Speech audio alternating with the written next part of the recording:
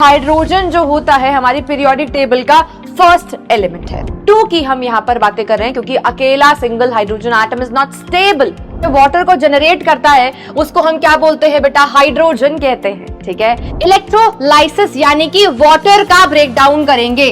उसी तरीके से ये भी दोगुले होते हैं। ये भी क्या होते हैं? दोगुले होते हैं। ये एसिड के साथ भी रिएक्शन कर लेते हैं और ये बेस के साथ भी रिएक्शन कर लेते हैं। इसको हमने बेटा इलेक्ट्रोनेगेटिव एलिमेंट का नाम दे दिया क्योंकि इसके ऊपर क्या आ रहा है? नेगेटिव चार्ज आ रहा है। Hello hi everyone, welcome back to this amazing platform of physics वाला। मेरा नाम है भारती मखीजा और आज हम करने वाले हैं हमारे इस टाइटन बैच के अंदर हमारा एक और वन शॉट लेक्चर, जो कि आपकी बहुत ज्यादा डिमांड आ रही थी। मैं लास्ट वाले लेक्चर के कमेंट्स देख रही थी तो बहुत ज्यादा हाई डिमांड है हाइड्रोजन की। ओके, सो फाइनली आज हम वन शॉट के अंदर हाइड्रोजन चैप्टर को कवर करने वाले हैं। ओके, है ना। इस चैप्टर में मुझे लगता है कि काफी बच्चों को प्रॉब्लम इसलिए आ रही है क्योंकि बहुत सारी ऐसी रिएक्शंस है जो याद करनी पड़ रही है, बहुत सारी ऐसी चीजें हैं जो याद करनी पड़ रही हैं, ध्यान रखनी पड़ रही हैं। तो हम कुछ इस तरीके से पढ़ने वाले हैं आज की क्लास में कि ताकि आपको मैक्सिमम चीजें क्लास के दौरान ही याद हो जाएं। शॉर्ट नोट्स बनाते हुए चलेंगे। ठीक है, लेक्चर के साथ साथ मैं आपको समय दूंगी, आपको लिखना है जो चीजें इंपॉर्टेंट है आपके स्कूल के एग्जाम के लिए, वो सारी चीजें भी मैं आपको साथ साथ बताऊंगी, इंपॉर्टेंट मार्क कराऊंगी। आपको वहीं पर उन चीजों को नोट डाउन कर लेना है। ठीक है, तो भाई सबसे पहली बात तो इस लेक्चर को स्टार्ट करने से पहले मैं आपको बता दूं, नोटबुक और पेन खोलकर बैठेंगे प्रॉपर्ली टेबल चेयर के ऊपर, है ना। मूवी की तरह नहीं कि लेटे लेटे बस देख रहे हैं, है ना, ऐसा नहीं करना है। प्रॉपर्ली क्लास की तरीके से आपको इसको देखना है और पेन कॉपी में प्रॉपर नोट्स आपको बनाने हैं। वन शॉट के अंदर सारे के सारे टॉपिक्स को कवर करवाने वाली हूँ, चाहे वो प्रिपरेशन हो, चाहे वो इसके यूजेस हो, चाहे इसकी प्रॉपर्टीज हो, चाहे इसकी पोजीशन के बारे में बातें हो। ठीक है, तो चलिए स्टार्ट करते हैं जल्दी से। इस पर्टिकुलर चैप्टर को अच्छे से हम कवर कर लेते हैं। ओके, तो चैप्टर का नाम बेटा है हाइड्रोजन। हाइड्रोजन तो हाइड्रोजन आप सभी को पता है, हम पीरियोडिक टेबल ऑलरेडी कवर कर चुके हैं, पढ़ चुके हैं। यू नो वेरी वेल कि हाइड्रोजन जो होता है हमारी पीरियोडिक टेबल का फर्स्ट एलिमेंट है। तो हम क्या कह सकते हैं? हाइड्रोजन क्या है?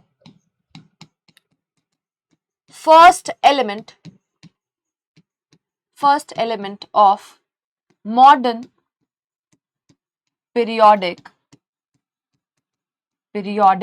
टेबल। ठीक है, हमारी मॉडर्न पीरियोडिक टेबल का ये क्या है बेटा जी? पहला एलिमेंट है, सबसे लाइटेस्ट एलिमेंट नोन। ठीक है, हम क्या कहते हैं? ये क्या है बेटा जी? हमारा सबसे ज्यादा लाइटेस्ट एलिमेंट है, लाइटेस्ट एलिमेंट नोन। ठीक है, क्यों कह रहे हैं लाइटेस्ट? पहले नंबर पे आता है और इसकी अगर मैं मास की, एटॉमिक मास की बात करती हूं, यहीं पर हम इसका एटॉमिक मास भी मेंशन कर लेते हैं। इसका एटॉमिक मास कितना होता है? 1U होता है, 1 यूनिफाइड मास। राइट, क्लियर है सभी को? तो ये तो बात हो गई भाई, ये तो बात हो गई कि ये लाइटेस्ट क्यों है ना। अब यहां पर अगर मैं इसकी बातें करती हूं कि किस तरीके से ये एग्जिस्ट करता है नेचर के अंदर, तो भाई एलिमेंटल फॉर्म में ये कभी भी अकेला हाइड्रोजन के एटम के फॉर्म में एग्जिस्ट नहीं करता है। ठीक है, इन एलिमेंटल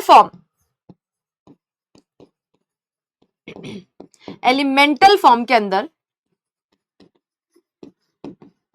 ये हमेशा हमें H2 की फॉर्म में मिलता है, H2 की फॉर्म में मिलता है। ध्यान रखना, अकेला single hydrogen atom is not stable, but अगर हम टेम्परेचर को हाई रखते हैं, एट हाई टेम्परेचर, ये हमें एटॉमिक फॉर्म में भी देखने को मिलता है। ठीक है, एट हाई टेम्परेचर।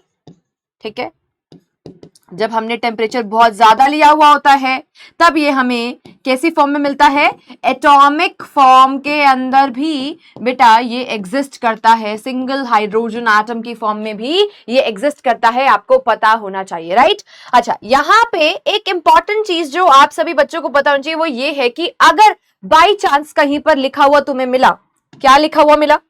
क्या लिखा हुआ मिला तुम्हें? लिखा हुआ मिला कहीं पर हाइड्रोजन गैस। क्या लिखा हुआ मिला? Hydrogen gas. तो ये देखकर कई बार बच्चे क्या लिख देते हैं इस तरीके से? हाइड्रोजन H, एक सिंगल H लिख देते हैं। बेटा ये गलत तरीका है क्योंकि इस तरीके से ये एग्जिस्ट ही नहीं करती है, आपको पता है। For stability hydrogen duplet rule को फॉलो करता है, उसको अपने आउटर मोस्ट शेल के अंदर 2 इलेक्ट्रॉन्स को कंप्लीट करना पड़ता है, ठीक है। तो ये ऐसे एग्जिस्ट नहीं करता है, आपको हमेशा इस तरीके से लिखना होगा हाइड्रोजन गैस को। जब भी इस तरीके से लिखा हुआ आएगा इसका मतलब क्या है, H2 की हम यहां पर बातें कर रहे हैं, क्योंकि अकेला single hydrogen atom is not stable. I hope आप सभी को क्लियर हो गया है। अब इसी के साथ कुछ और बेसिक इंफॉर्मेशन हमें हाइड्रोजन के बारे में जाननी है, थोड़ी सी और बेसिक इंफॉर्मेशन हमें हाइड्रोजन के बारे में जाननी है, जैसे कि हाइड्रोजन का एटॉमिक नंबर क्या होता है। आपको पता है मॉडर्न पीरियोडिक टेबल का ये पहला एलिमेंट है, और मॉडर्न पीरियोडिक टेबल के अंदर हमने एलिमेंट्स को according to increasing atomic number arrange करा हुआ है। इसका मतलब हाइड्रोजन का एटॉमिक नंबर 1 होगा। Very good. सो यहां पर पॉइंट नंबर 1 में हम लिखेंगे इसका जो एटॉमिक नंबर है, एटॉमिक नंबर कितना होगा बेटा, 1 होगा, ठीक है। अब इसके एटॉमिक मास की अगर हम बातें करें, इसके एटॉमिक मास की बातें करें तो बेटा मैं बता चुकी हूं 1U होता है, ठीक है। अच्छा, इतनी बात आप अगर आपको समझ में आ गई कि एटॉमिक नंबर कितना है, एटॉमिक मास कितना है, क्लियर। अब इसी के साथ अगर हम कहें कि मैम इसका एटॉमिक नंबर होता क्या है, एटॉमिक नंबर का मतलब क्या होता है। बहुत सारे बच्चों को लगता है कि एटॉमिक नंबर का मतलब होता है नंबर ऑफ इलेक्ट्रॉन, बट आप गलत हैं। अगर आपको भी ऐसा ही लगता है तो आपको ये बात भूलनी नहीं है कि एटॉमिक नंबर हमको नंबर ऑफ प्रोटॉन्स के बारे में बताता है। अगर मैंने बोला कि हमारे हाइड्रोजन का एटॉमिक नंबर 1 है, यानी कि हमारे हाइड्रोजन आटम के अंदर बेटा जी एक प्रोटॉन प्रेजेंट है। अब यहां पर बात की जाए तो एटम एज अ होल एक न्यूट्रल स्पीसीज होता है, इसी वजह से हाइड्रोजन एटम में एक प्रोटॉन और एक इलेक्ट्रॉन भी होगा, एक प्रोटॉन और एक इलेक्ट्रॉन होगा, ठीक है, क्योंकि ये आपस में एक न्यूट्रल स्पीसीज होगी atom as a whole. Clear है, सभी को समझ में आया। एटॉमिक नंबर की हमने बातें कर ली कि नंबर ऑफ प्रोटॉन्स को ये रेफर करता है, क्लियर है। अच्छा, अब यहां पर मॉलिक्यूलर मास की अगर मैं बात करती हूं, किसकी, मॉलिक्यूलर मास की अगर मैं बात करूं ऑफ H2 हाइड्रोजन गैस, तो आपको ये निकालना आता है। यहां पर 2 हाइड्रोजन एटम प्रेजेंट है, एक एटम का 1U होता है, इनटू में 2 करेंगे तो हमारे पास 2U, या फिर आप लिख सकते हो 2AMU, क्या हो जाएगा, मॉलिक्यूलर मास हो जाएगा। आई होप आप सभी को इतना पॉइंट क्लियर हो गया है। अगर मैं कलर ऑफ गैस की बात करती हूं, भाई बताइए मुझे गैस का कलर क्या होगा, ठीक है, गैस का कलर ऑफ हाइड्रोजन गैस क्या कलर होगा भाई, हाइड्रोजन गैस का कलरलेस होती है, ठीक है, कोई कलर नहीं होता है। कैसी होती है, कलरलेस गैस होती है, आपको ये ध्यान रखना है, इसका कोई कलर नहीं होता है, ना ही ये टॉक्सिक गैस होती है। तो ये कुछ इंपॉर्टेंट चीजें थी जो आपको इसके बारे में पता होनी चाहिए। अब इसी के साथ बेटा इस पर्टिकुलर हाइड्रोजन का ना हम एक बार शब्द का ब्रेक डाउन करते हैं। ये जो हाइड्रो है, हाइड्रो प्लस जन, 2 चीजों से ये बना हुआ है, ठीक है, 2 चीजों से बना हुआ है। आखिर हमने हाइड्रोजन का नाम हाइड्रोजन क्यों रखा वो हमें समझना है। हाइड्रो शब्द इज रिलेटेड टू वाटर, किससे रिलेटेड है, पानी से, वाटर से रिलेटेड है। जन का मतलब होता है फॉर्मर, जो क्या करता है, वाटर को फॉर्म करता है, वाटर को जनरेट करता है, उसको हम क्या बोलते हैं बेटा, हाइड्रोजन कहते हैं, ठीक है। हेनरी कैवेंडिश ने सबसे पहले इसको क्या किया था बेटा जी, डिस्कवर किया था, इसके बारे में बताया था, ठीक है, कैसे रिएक्ट करके इसको किस तरीके से प्रिपेयर किया गया था हाइड्रोजन गैस को। तो ये सारी चीजें हम थोड़ी देर में अभी डिस्कस करने वाले हैं, उसके लिए आपको टेंशन करने की जरूरत नहीं है। पर अभी ये आप समझ लीजिए कि हम आखिर हाइड्रोजन चैप्टर को अलग से क्यों पढ़ रहे हैं। हम क्लोरीन का चैप्टर तो कोई अलग से नहीं पढ़ते, है ना, हम जो है फ्लोरीन का तो कोई अलग से कोई चैप्टर नहीं पढ़ते, चैप्टर का नाम सोडियम, अलग से तो नहीं पढ़ रहे उसको, है ना, समझ रहे हो। पीरियोडिक टेबल के अंदर ही हमने मेटल्स को कवर कर लिया था, अल्कली मेटल्स के अंदर सोडियम भी आ जाता है, पोटेशियम भी आ जाता है, क्लियर है। मैग्नीशियम का तो अलग से कोई चैप्टर नहीं। हाइड्रोजन को क्यों पढ़ रहे हैं, कुछ तो इसके अंदर कोई खास बात है ना कि हम हाइड्रोजन को एक अलग चैप्टर के फॉर्म में पढ़ रहे हैं। और इसका रीजन, इसके पीछे जो खास बात है वो ये है कि हाइड्रोजन का जो बिहेवियर है वो थोड़ा सा एबनॉर्मल है। हाइड्रोजन का जो बिहेवियर है वो एनॉर्मलस बिहेवियर को शो करता है। हाइड्रोजन की कोई भी पोजीशन पीरियोडिक टेबल के अंदर फिक्स नहीं की गई है। ये बात मैंने आपको, इसका आइडिया मैंने आपको मॉडर्न पीरियोडिक टेबल पढ़ाते टाइम भी बताया था, मैंने आपको समझाया था कि हाइड्रोजन की पोजीशन जो है थोड़ी सी एनोमलस है क्योंकि हाइड्रोजन की प्रॉपर्टीज दो ग्रुप्स के साथ मैच करती है।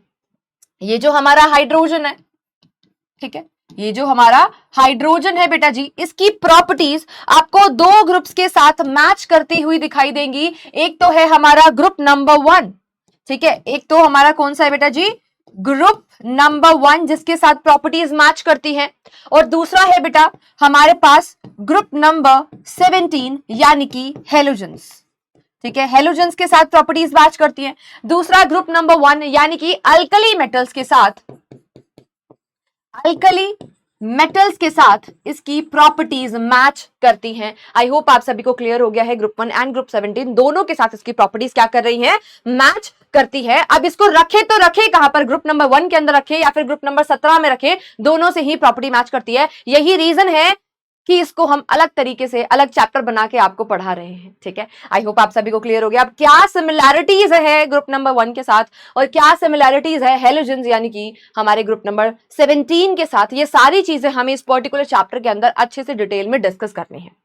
आई होप आप सभी को क्लियर हो गया है, ठीक है। अब एक एक करके हम सारी चीजें डिस्कस करने वाले हैं, ठीक है। सो सबसे पहले यहाँ पर position of hydrogen periodic table की ही हम बातें कर रहे हैं। यहाँ पर इसकी प्रॉपर्टीज, इसकी जो प्रॉपर्टीज है दोनों से ही मैच होती हुई दिखाई दी। इसी वजह से जो थॉमसन थे उन्होंने कहा कि हमें इस periodic table, modern periodic table के अंदर हाइड्रोजन को एक अलग पोजीशन दे देनी चाहिए ताकि पीरियोडिक टेबल की जो कॉन्टिन्यूटी है, उसका जो ट्रेंड है वो ना बिगड़े, ठीक है, वो ना बिगड़े, उसकी जो सिमेट्री है ना, हमारी जो पीरियोडिक टेबल है उसकी जो सिमेट्री है वो ना बिगड़े। इसी वजह से ऐसा सजेस्ट किया गया कि हाइड्रोजन को एक अलग पोजीशन दे दीजिए।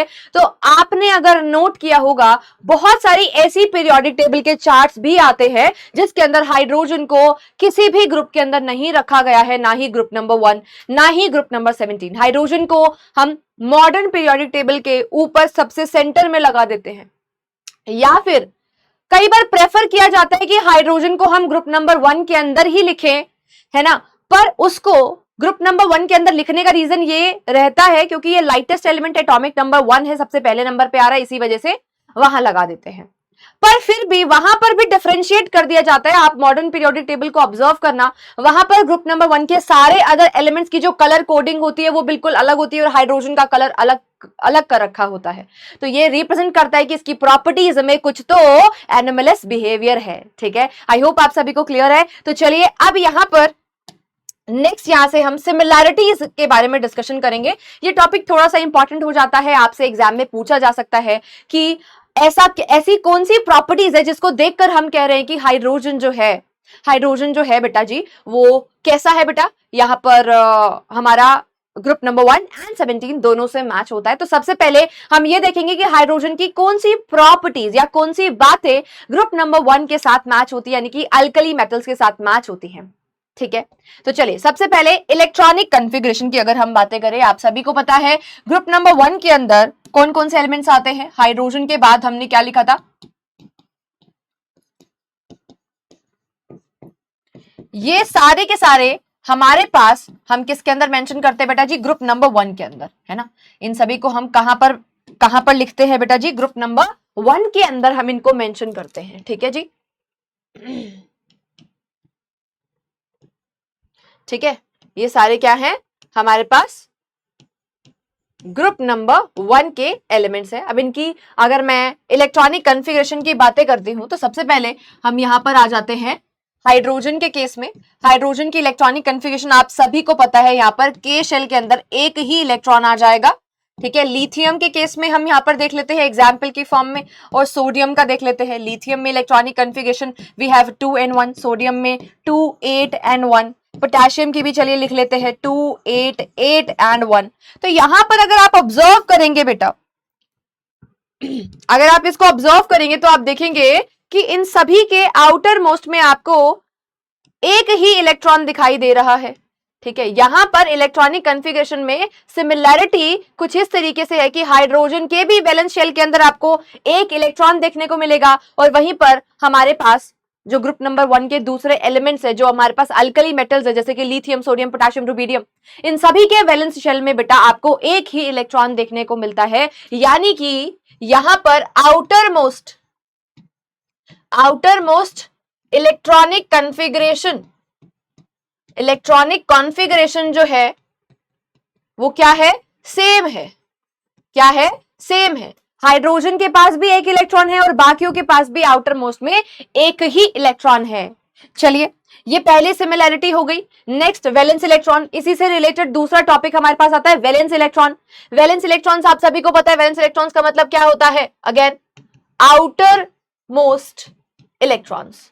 एंड अभी अभी हमने देखा कि हमारे पास आउटर मोस्ट इलेक्ट्रॉन्स बिल्कुल सेम है ना। हमारे पास वैलेंस शेल के अंदर एक इलेक्ट्रॉन प्रेजेंट है इन केस ऑफ हाइड्रोजन में भी, ठीक है। और साथ साथ हमारे जो अल्कली मेटल्स है उनके पास भी बेटा जी एक ही इलेक्ट्रॉन प्रेजेंट है। आई होप आप सभी को इतना पॉइंट क्लियर है। Now we will move to valency. Again valency की अगर हम बातें करते हैं तो वैलेंसी भी हमारे पास ग्रुप नंबर 1 एंड हाइड्रोजन की बिल्कुल सेम है। और यहां पर वैलेंसी दोनों की क्या है, हाइड्रोजन की भी वैलेंसी क्या है हमारे पास 1 है दोनों की, है ना, हाइड्रोजन की भी। एंड जो हमारे पास क्या प्रेजेंट है, अल्कली मेटल्स प्रेजेंट है, उन सभी की भी वैलेंसी कितनी है बेटा जी, 1 ही है ना। अगर तुमसे कोई पूछ ले कि वैलेंसी क्या होता है, वैसे तो हम ये सारी चीजें पढ़ चुके हैं द लैंग्वेज ऑफ केमिस्ट्री के अंदर, बट आपको फिर से मैं एक बार क्विकली रिवाइज करवा दूं। वैलेंसी क्या होती है, combining capacity of any element होती है। उसके लिए हमें वैलेंसी निकालने के लिए हमें क्या चेक करना पड़ता है, कितने इलेक्ट्रॉन्स का लॉस या फिर गेन हो रहा है for the completion of octet, ठीक है। यानी कि लॉस और गेन ऑफ इलेक्ट्रॉन, कितने इलेक्ट्रॉन्स का लॉस या फिर गेन हो रहा है for the formation of octet. इस तरीके से आप ऑक्टेट लिख सकते हो, है ना। ड्यूप्लेट भी तो होता है हाइड्रोजन के केस में तो, ठीक है। या फिर डायरेक्टली बोल सकते हो inert gas electronic configuration achieve करने के लिए कितने इलेक्ट्रॉन्स को लॉस या फिर गेन करना पड़ रहा है, वही उसकी क्या होती है, वैलेंसी होती है, कंबाइनिंग कैपेसिटी होती है। क्लियर। चलिए नाउ यहां पर आयन का फॉर्मेशन, अगर मैं आयन के फॉर्मेशन की बातें करती हूं तो हमारा ये जो हाइड्रोजन है वो सेम उसी तरीके से आयंस का फॉर्मेशन करता है जैसे हमारे अल्कली मेटल्स करते हैं। कैसे मैम, देखिए लिथियम जो है, ये जितने भी हमारे पास मेटल्स है, लिथियम, सोडियम, पोटाशियम, रुबिडियम, ये क्या है, सारे के सारे क्या है बेटा जी, मेटल्स हैं। And you know very well कि मेटल्स की टेंडेंसी होती है, मेटल्स की क्या होती है, टेंडेंसी होती है टू लूज इलेक्ट्रॉन इजीली, आसानी से इलेक्ट्रॉन्स को ये क्या कर देते हैं, लूज कर देते हैं, इलेक्ट्रॉन्स को लूज करना चाहते हैं। तो ये लिथियम अपने अंदर से, अपने वैलेंस शेल से एक इलेक्ट्रॉन को लूज करके Li पॉजिटिव का फॉर्मेशन करना चाहता है। उसी तरीके से ये सोडियम भी अपने अंदर से एक इलेक्ट्रॉन को लूज करके Na पॉजिटिव का फॉर्मेशन करना चाहता है। ये पोटेशियम भी अपने अंदर से एक इलेक्ट्रॉन को लूज करके K पॉजिटिव का फॉर्मेशन करना चाहता है। जस्ट लाइक दैट, इसी तरीके से हमारा ये जो हाइड्रोजन है ये भी क्या करता है, इस बेचारे के पास एक ही इलेक्ट्रॉन प्रेजेंट था, ये उसको भी क्या कर देता है, लूज कर देता है, और एक इलेक्ट्रॉन को लूज करके ये H पॉजिटिव का फॉर्मेशन करता है। देखो जैसे Li positive, Na positive, K positive बन रहा है, सेम उसी तरीके से यहाँ पर H पॉजिटिव का भी फॉर्मेशन हो रहा है। तो ये क्या हो गया, सिमिलैरिटी है कि नहीं है, सिमिलैरिटी है कि नहीं है, यानी कि ये भी कैटायन का फॉर्मेशन करता है, ये भी कैटायन का फॉर्मेशन करता है। और इसी चीज को बेटा हम कह सकते हैं कि इसका इलेक्ट्रोपॉजिटिव कैरेक्टर जो है वो भी जस्ट लाइक किसकी तरह है बेटा, हमारे पास मेटल्स की तरह है, ठीक है। और आप लिख सकते हो इसको इलेक्ट्रो पॉजिटिव कैरेक्टर, ठीक है। ये टर्म भी इंपॉर्टेंट है ना, इसको मार्क कर लेंगे अपने पास, कई बार इस तरीके से भी पूछा जा सकता है। अब मैं तुम्हें आगे चलने से पहले एक बार एलिमेंट्स को हम दो तरीकों से बेटा जी क्लासिफाई करवा सकते हैं। कैसे, मैं यहां पर लिख रही हूं एलिमेंट्स। हम कई बार कहते हैं कि हमारा ये जो एलिमेंट है वो इलेक्ट्रोपॉजिटिव है या फिर कहते हैं इलेक्ट्रोनेगेटिव है, ठीक है। तो इलेक्ट्रोपॉजिटिव एलिमेंट कौन सा होगा, इलेक्ट्रोनेगेटिव एलिमेंट कौन सा होगा, इसकी क्लैरिटी होना जरूरी है, ठीक है। लिखिए इलेक्ट्रो पॉजिटिव एलिमेंट और दूसरा कौन सा है, इलेक्ट्रोनेगेटिव एलिमेंट, ठीक है। Electro negative element. क्लियर? तो इलेक्ट्रो पॉजिटिव कौन होते हैं? मेटल्स को हम इलेक्ट्रो पॉजिटिव एलिमेंट्स कहते हैं। जो हमारे पास मेटल्स होती हैं उनको हम इलेक्ट्रो पॉजिटिव एलिमेंट्स कहते हैं, और जो हमारे पास नॉन मेटल्स होती हैं, जो नॉन मेटल्स होती हैं बेटा, उनको हम इलेक्ट्रोनेगेटिव इन नेचर कहते हैं। ऐसा क्यों? क्या रीजन है इसके पीछे? क्योंकि बेटा मेटल्स की टेंडेंसी होती है टू लूज इलेक्ट्रॉन, और इलेक्ट्रॉन्स को लूज करके वो कैटायन का फॉर्मेशन करती है, पॉजिटिव चार्ज उनके ऊपर आता है, इसी वजह से वो इलेक्ट्रो पॉजिटिव एलिमेंट कहलाती हैं। जैसे के जो है, पोटेशियम जो है, एक इलेक्ट्रॉन को लूज करके के पॉजिटिव का फॉर्मेशन करता है। सोडियम एक इलेक्ट्रॉन को लूज करके Na पॉजिटिव का फॉर्मेशन करता है। तो ये जो है कैटायन का फॉर्मेशन यहां पर कर रहे हैं, कैटायन का फॉर्मेशन यहां पर कर रहे हैं। ठीक है, अब यहां पर अगर मैं इलेक्ट्रोनेगेटिव एलिमेंट्स की बातें करती हूं तो इलेक्ट्रोनेगेटिव एलिमेंट्स क्या होते हैं बेटा जी? नॉन मेटल्स होती है, जैसे कि क्लोरीन, ब्रोमीन, आयोडीन, जैसे कि नाइट्रोजन, सल्फर, ठीक है, ऑक्सीजन। अब यहां पर मैं क्लोरीन का एग्जांपल ले रही हूं। क्लोरीन की टेंडेंसी, नॉन मेटल की टेंडेंसी होती है टू गेन इलेक्ट्रॉन। इसने एक इलेक्ट्रॉन को गेन करा बेटा, Cl नेगेटिव का फॉर्मेशन कर लिया, इसके ऊपर क्या आ गया? नेगेटिव चार्ज आ गया। क्योंकि इसके ऊपर नेगेटिव चार्ज आ रहा है, इसी वजह से इसको हम क्या बोल रहे हैं? इलेक्ट्रॉन नेगेटिव एलिमेंट है। इसको क्या बोला हमने?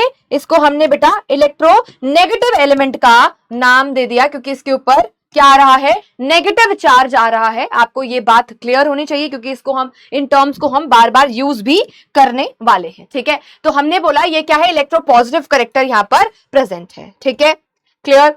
अब वहीं पे अगर मैं बात करती हूं हमारे जो मेटल्स होते हैं, ठीक है, वो as a reducing agent use किए जाते हैं, है ना। आपने बहुत सारे ऐसी रिएक्शंस भी देखी होंगी जिसमें हाईली रिएक्टिव मेटल्स को as a reducing agent use किया जाता है। क्लियर? तो उसी तरीके से हाइड्रोजन को भी हम as a reducing agent use करते हैं, रिड्यूसिंग पावर की तरह यूज करते हैं।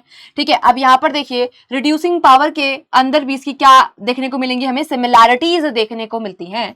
जिस तरीके से अगर मेरे पास कॉपर का ऑक्साइड है, उसको मैं हाइड्रोजन के साथ रिएक्शन करवाती हूँ, H2 की प्रेजेंस में उसको रिएक्शन करवाया जाए तो हमें कॉपर मिलता है और साथ में H2O का फॉर्मेशन हो जाता है। ठीक है, H2O का फॉर्मेशन हो जाता है। उसी तरीके से अगर मैं B2O3 बोरोन का ऑक्साइड लेती हूं और इसको बेटा जी मैं किसी मेटल के साथ, जैसे पोटेशियम के साथ रिएक्शन करवाती हूं, तो उस केस में मुझे क्या मिल जाएगा बेटा? यहां पर बोरोन अलग हो जाएगा, बोरोन मुझे अलग होता दिखाई देगा, और साथ ही साथ बोरोन के साथ मुझे क्या मिल जाएगा बेटा जी? पोटेशियम का ऑक्साइड मिल जाएगा। तो यहां पर K2O का फॉर्मेशन हो जाएगा। यहां पर हाइड्रोजन ने क्या करा? रिडक्शन करा, मुझे कॉपर ऑक्साइड से क्या मिल गया? कॉपर मिल गया। कॉपर ऑक्साइड था बेटा, यहां पर ध्यान से देखना, कॉपर ऑक्साइड था, कॉपर ऑक्साइड से कॉपर, रिमूवल ऑफ ऑक्सीजन कर दिया मैंने।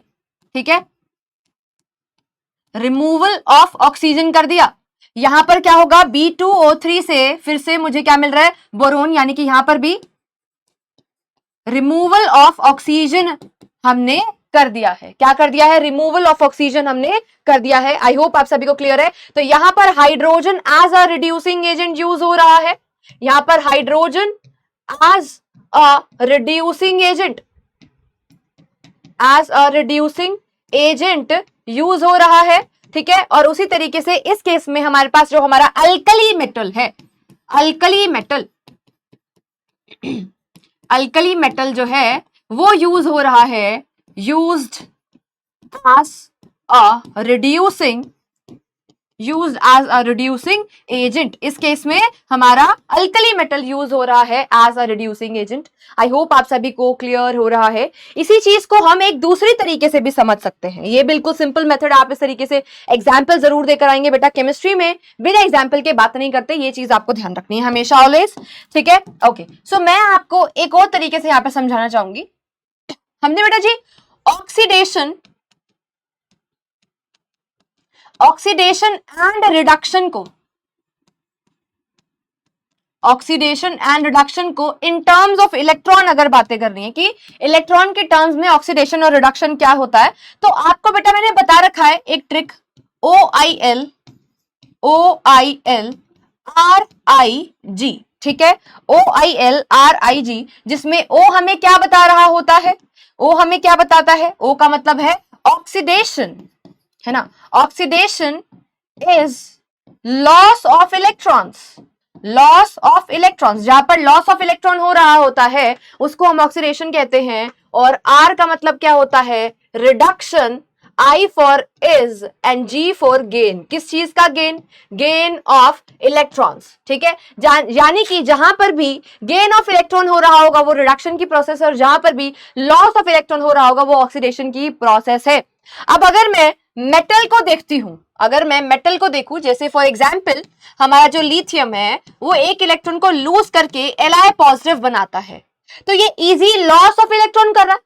अगर ये आसानी से लॉस ऑफ इलेक्ट्रॉन कर रहा है, ठीक है, क्या कर रहा है, लॉस ऑफ इलेक्ट्रॉन कर रहा है, तो यानी कि यहां पर क्या हो रहा है, इसके खुद का, ये क्या करवा रहा है, इसका खुद का सेल्फ का क्या हो रहा है बेटा, इसका ऑक्सीडेशन हो रहा है। बोलो हाँ कि ना, है ना, क्योंकि हमने बोला ऑक्सीडेशन का मतलब होता है लॉस ऑफ इलेक्ट्रॉन, ठीक है। इसका मतलब इस लिथियम का खुद का सेल्फ में क्या हो रहा है, बोल भाई, सेल्फ में क्या हो रहा है, मैम ऑक्सीडेशन हो रहा है, ऑक्सीडेशन हो रहा है।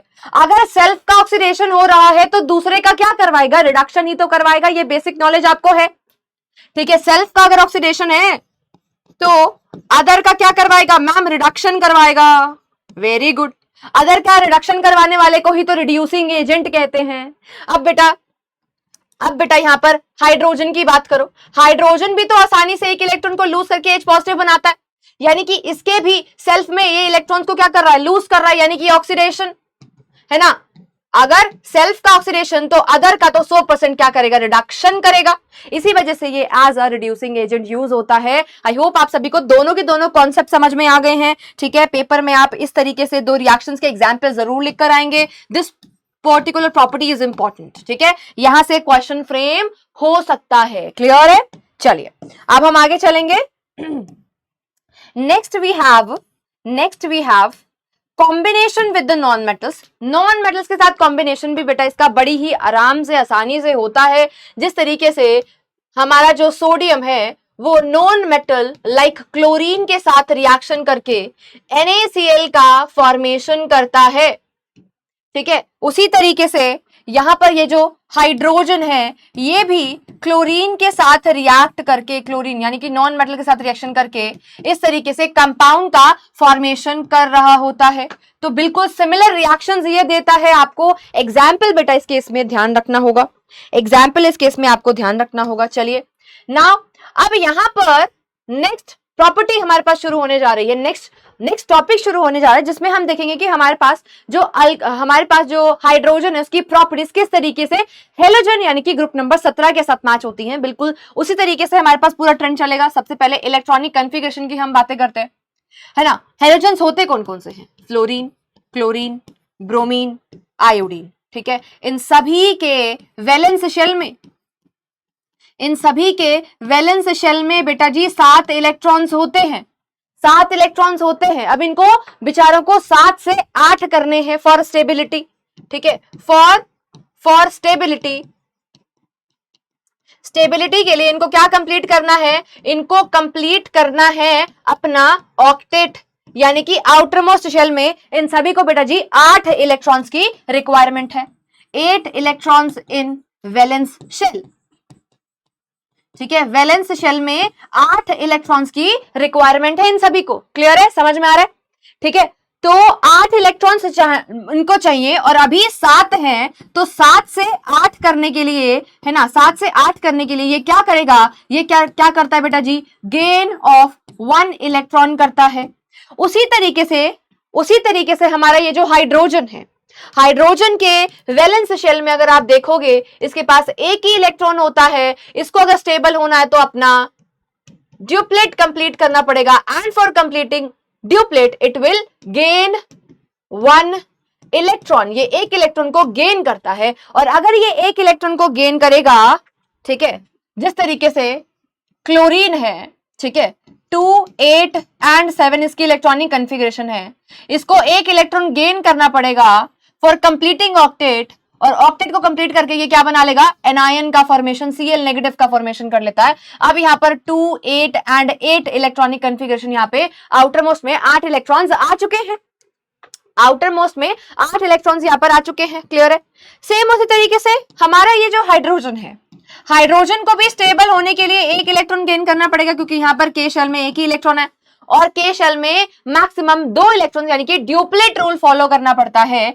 एक इलेक्ट्रॉन को गेन करके ये H नेगेटिव यानी कि हाइड्राइड का फॉर्मेशन कर लेगा। ठीक है, तो यहां पर हम देखेंगे इसका जो नेचर है, आयन फॉर्मेशन का जो नेचर है वो भी किससे मैच करता है। ठीक है, फॉर्मेशन ऑफ आयन का जो नेचर है वो भी हेलोजन के साथ मैच करता है। साथ ही साथ हम इसको इलेक्ट्रोनेगेटिव नेचर भी कह सकते हैं। ठीक है, electro negative character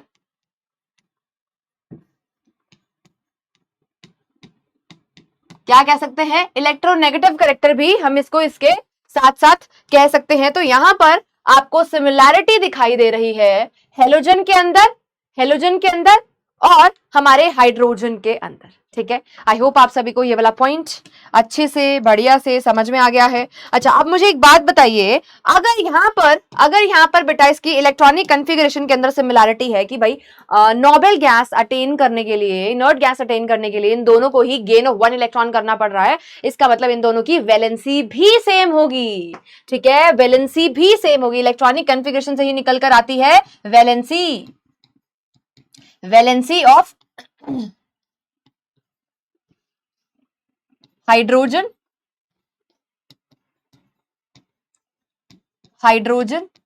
and halogen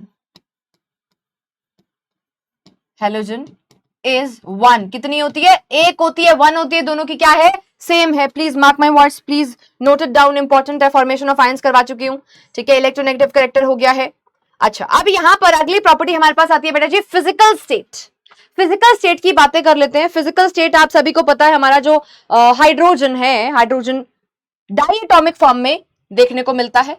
ठीक है, ये एटॉमिसिटी के बारे में भी हम डिस्कस कर लेंगे, है ना। डाई एटॉमिक गैस की फॉर्म में हमें हमारा हाइड्रोजन देखने को मिलता है। सेम उसी तरीके से ये जो हमारे हेलोजन्स होते हैं, है ना, ये भी डाई एटॉमिक गैसेस की फॉर्म में भी ही हमें देखने को मिलते हैं, जैसे कि क्लोरीन गैस। ठीक है, यानी कि इसके फिजिकल स्टेट की बात करें तो दोनों के दोनों गैसियस स्टेट में देखने को मिलते हैं और डाई एटॉमिक फॉर्म में देखने को मिलते हैं। आप सभी को पता है हाइड्रोजन को स्टेबिलिटी के लिए अपना डबलेट पूरा करना पड़ता है, ये इस तरीके से शेयरिंग करेगा।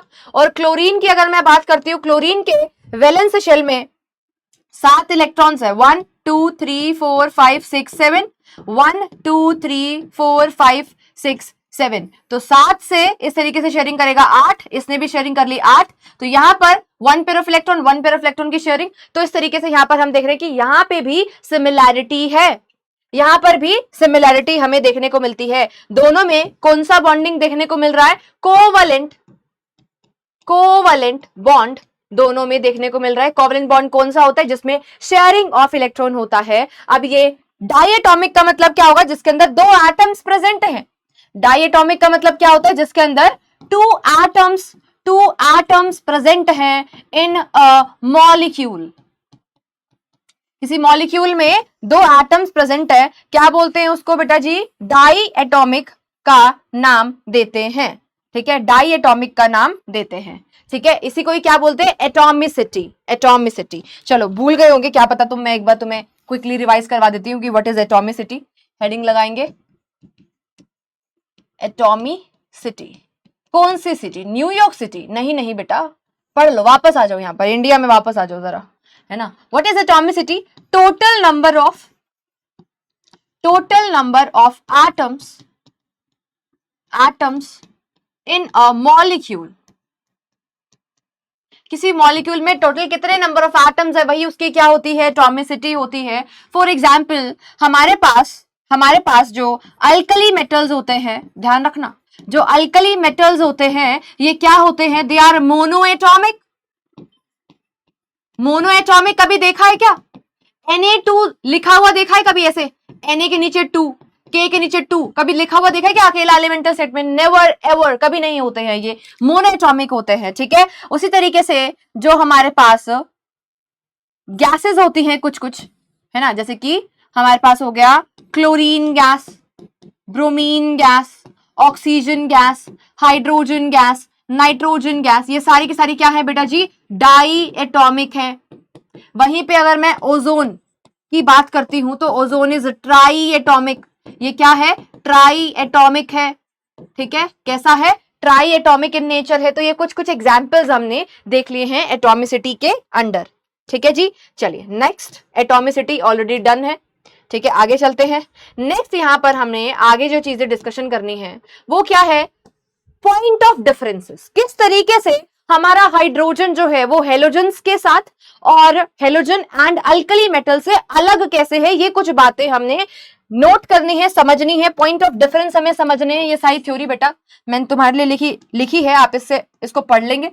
ठीक है, ओके। क्या है पॉइंट ऑफ डिफरेंस? सबसे पहले बेटा जो हमारा हाइड्रोजन है, जो हमारा हाइड्रोजन है, हाइड्रोजन तो क्या है मैम? हाइड्रोजन तो एक नॉन मेटल होता है। शाबाश, क्या होता है? नॉन मेटल होता है। तो पहला पॉइंट ऑफ डिफरेंस ये हो गया कि हमारे जो अल्कली मेटल्स हैं, बट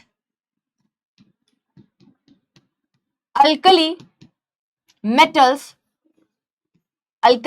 आर मेटल्स, या फिर यूं लिख लीजिए group number 1 elements are metallic in nature. ठीक है,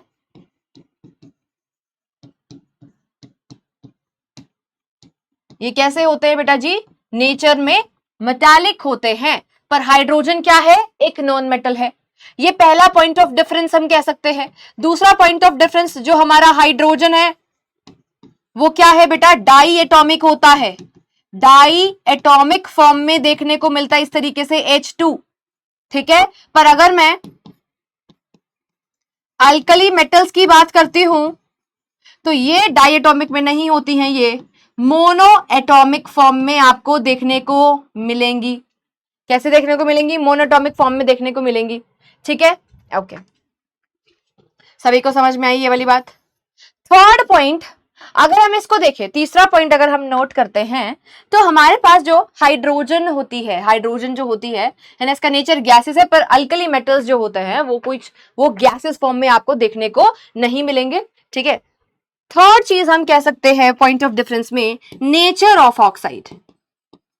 नेचर ऑफ ऑक्साइड, ऑक्साइड का जो नेचर है वो बेटा जी अलग होता है। किस तरीके से अलग होता है? देखिए, आप सभी को पता है, यहां पर हम अगर आपको समझाएं ऑक्साइड्स अगर हम आपको समझाएं, कौन कौन सी हमारे पास है? मेटल की ऑक्साइड यानी कि अल्कली, क्योंकि अल्कली मेटल तो मेटल है ना। ठीक है, फिर हाइड्रोजन की और फिर हेलोजन की। इन तीनों की बातें हम यहां पर कर लेते हैं, बढ़िया से तीनों की बातें कर लेते हैं। तो पहली बात हम किसकी कर लें? ग्रुप नंबर 1 की कर लीजिए मैम। बिल्कुल बेटा, आप कह रहे हो, है ना? तो ग्रुप नंबर 1 के ऊपर डिस्कशन कर लेते हैं, यानी कि अल्कली मेटल्स के ऊपर डिस्कशन करेंगे। यहां पर बीच मझदार में हमारे पास कौन खड़ा है? हाइड्रोजन बेचारा। ठीक है, जिसको समझ में नहीं आ रहा मैं रहूं किसके साथ। हाइड्रोजन जो है ये नहीं समझ पा रहा कि ग्रुप नंबर 1 के घर में जाकर रहूं या फिर ग्रुप नंबर 17 के साथ रहूं, समझ नहीं आ रहा इस बेचारे को। ठीक है, फिर क्या है हमारे पास? ग्रुप नंबर 17, राइट, यानी कि हेलोजन्स। कहां रहे बेचारा? ठीक है, आप सभी को पता होनी चाहिए ये वाली बात। ग्रुप नंबर 1 अल्कली मेटल्स है, यानी कि यहां पर इस केस में इसके जो ऑक्साइड्स बनेंगे वो मेटल के ऑक्साइड होंगे। फॉर एग्जाम्पल Na2O, जैसे कि K2O, ये जो होते हैं ये बेसिक इन नेचर होते हैं, बेसिक ऑक्साइड्स होते हैं, यानी कि metal oxides are basic in nature, आपको पता होना चाहिए। वहीं पे हाइड्रोजन को अगर देखते हैं हम, H2O का ये जो फॉर्मेशन करेगा, नाउ दिस इज न्यूट्रल। ये कैसा होता है? न्यूट्रल इन नेचर है। ठीक है, और वहीं पे अगर मैं ग्रुप नंबर 17 यानी कि हेलोजन्स की बात करती हूं तो ये क्या है बेटा जी? नॉन मेटल्स हैं। क्या है? नॉन मेटल्स है। और नॉन मेटल्स के केस में जो नॉन मेटेलिक ऑक्साइड्स होते हैं, ठीक है, नॉन मेटालिक ऑक्साइड्स होते हैं, ये कैसे होते हैं बेटा? एसिडिक इन नेचर होते हैं। एसिडिक इन नेचर होते हैं। तो ये सारे के सारे हमारे पास पॉइंट ऑफ डिफरेंस हो गए हैं। एक बार फिर से अगर हम इसको देखें, देखिए ये तीनों पॉइंट, नेचर ऑफ ऑक्साइड की बात करें तो H2O जो है हमारे पास वो न्यूट्रल है। वो क्या है? न्यूट्रल है। K2O बेसिक है। ठीक है। अब यहां पर आप क्या ले सकते हो, हमारे जो नॉन मेटेलिक ऑक्साइड्स होते हैं, हमने कहा वो कैसे होते हैं, हमारे पास एसिडिक इन नेचर होते हैं non metallic oxides are clear. तो ये सारे पॉइंटर्स आपको यहां पर मेंशन कर लेते हैं। इसके बाद हम नेक्स्ट मूव करने वाले हैं डिस्कवरी ऑफ हाइड्रोजन के ऊपर। तो डिस्कवरी ऑफ हाइड्रोजन में जिस नाम को जाना जाता है, आपको जिनका नाम ध्यान रखना है, वो है हेनरी कैवेंडिश। ठीक है, हेनरी कैवेंडिश ने पहली बार बेटा जी क्या यूज किया था, मेटल को रिएक्ट करवाया था। ठीक है, किसके साथ, डाइल्यूट एसिड के साथ।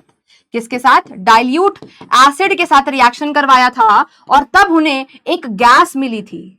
एक क्या मिली थी, गैस मिली थी, ध्यान रखना, एक गैस मिली थी। ठीक है, अब ध्यान रखना यहां पर ये जो मेटल इन्होंने ली थी, ये कौन सी थी, आयरन थी। ठीक है, यानी कि हम कह सकते हैं आयरन को डाइल्यूट एसिड के साथ रिएक्शन करवाने के बाद उन्हें कुछ गैस के बबल्स दिखाई दिए, जिसका नाम बेटा जी इनफ्लेमेबल एयर भी कहा गया। और बाद में सर लेवॉइसर ने इसका नाम क्या रख दिया, हाइड्रोजन, यानी कि वाटर फॉर्मिंग। ठीक है, जो क्या बनाती है, पानी को बनाती है जब इसको हम ऑक्सीजन की प्रेजेंस में रिएक्शन करवाते हैं। तो इस तरीके से इसकी कुछ थ्योरी है। ठीक है, इसको आप पढ़ लेंगे। ओके, चलिए नेक्स्ट यहां पर यही वाली बात को देखिए, दोबारा आपको बताया गया है, इसको इनफ्लेमेबल एयर कहा गया। ठीक है, because of its combustible air, because of its combustible nature, क्योंकि इसका नेचर कैसा था, कंबस्टिबल था।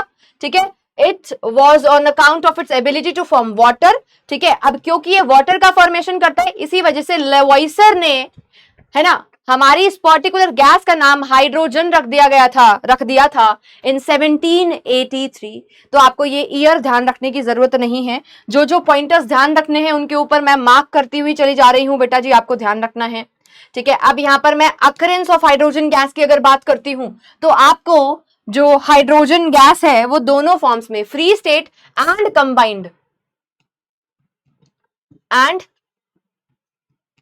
कंबाइंड स्टेट दोनों में देखने को मिलती है। Free state and combined state दोनों में देखने को मिलती है। क्लियर है। फ्री स्टेट की अगर हम बातें करें, फ्री स्टेट में कहां होती है, हमारे नेचर में प्रेजेंट होती है। हम कह सकते हैं सन के अंदर प्रेजेंट है। कहां पर प्रेजेंट है बेटा, सन में, लार्ज अमाउंट में सन में प्रेजेंट होती है। फिर हम कह सकते हैं वॉल्केनिक इरप्शंस के अंदर प्रेजेंट होती है। फिर हम कह सकते हैं थर्ड नंबर पे पेट्रोलियम वेल्स। ठीक है, पेट्रोलियम वेल्स के अंदर प्रेजेंट होती है। तो ये कुछ इसके फ्री फॉर्म्स हो गए हैं। ठीक है, जो आपको ध्यान रखने हैं। क्लियर है। नेक्स्ट कंबाइंड स्टेट की अगर मैं बातें करती हूँ, कंबाइंड स्टेट में कहां प्रेजेंट होती है, एज केमिकल कंपाउंड्स। हम क्या कह सकते हैं, कैसे प्रेजेंट होती है, एज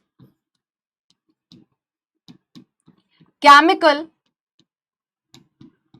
कंपाउंड्स की फॉर्म में ये प्रेजेंट होती है, एज केमिकल कंपाउंड्स की फॉर्म में। जैसे कि आप कह सकते हो अमोनिया NH3, जैसे आप कह सकते हो वाटर H2O, आप कह सकते हो एसिड्स। ठीक है, एसिड्स में कैसे प्रेजेंट है, एसिड्स जैसे कि HCl, H2SO4। तो ये इसकी कुछ फॉर्म्स हो गई हैं कंबाइंड एंड फ्री स्टेट। अब यहां पर एक छोटा सा टॉपिक आपकी बेटर नॉलेज के लिए हम यहां पर समझ लेते हैं, आइसोटॉप्स ऑफ हाइड्रोजन। हेडिंग लगाएंगे आइसोटॉप्स ऑफ हाइड्रोजन के आइसोटॉप्स को समझना है। ठीक है, देखिए आइसोटॉप शब्द का मतलब सबसे पहले समझते हैं। आइसोटॉप का मतलब होता है element of atom of same element. Isotope का मतलब क्या होता है, आइसोटॉप शब्द का मतलब होता है बेटा जी एटम ऑफ सेम एलिमेंट,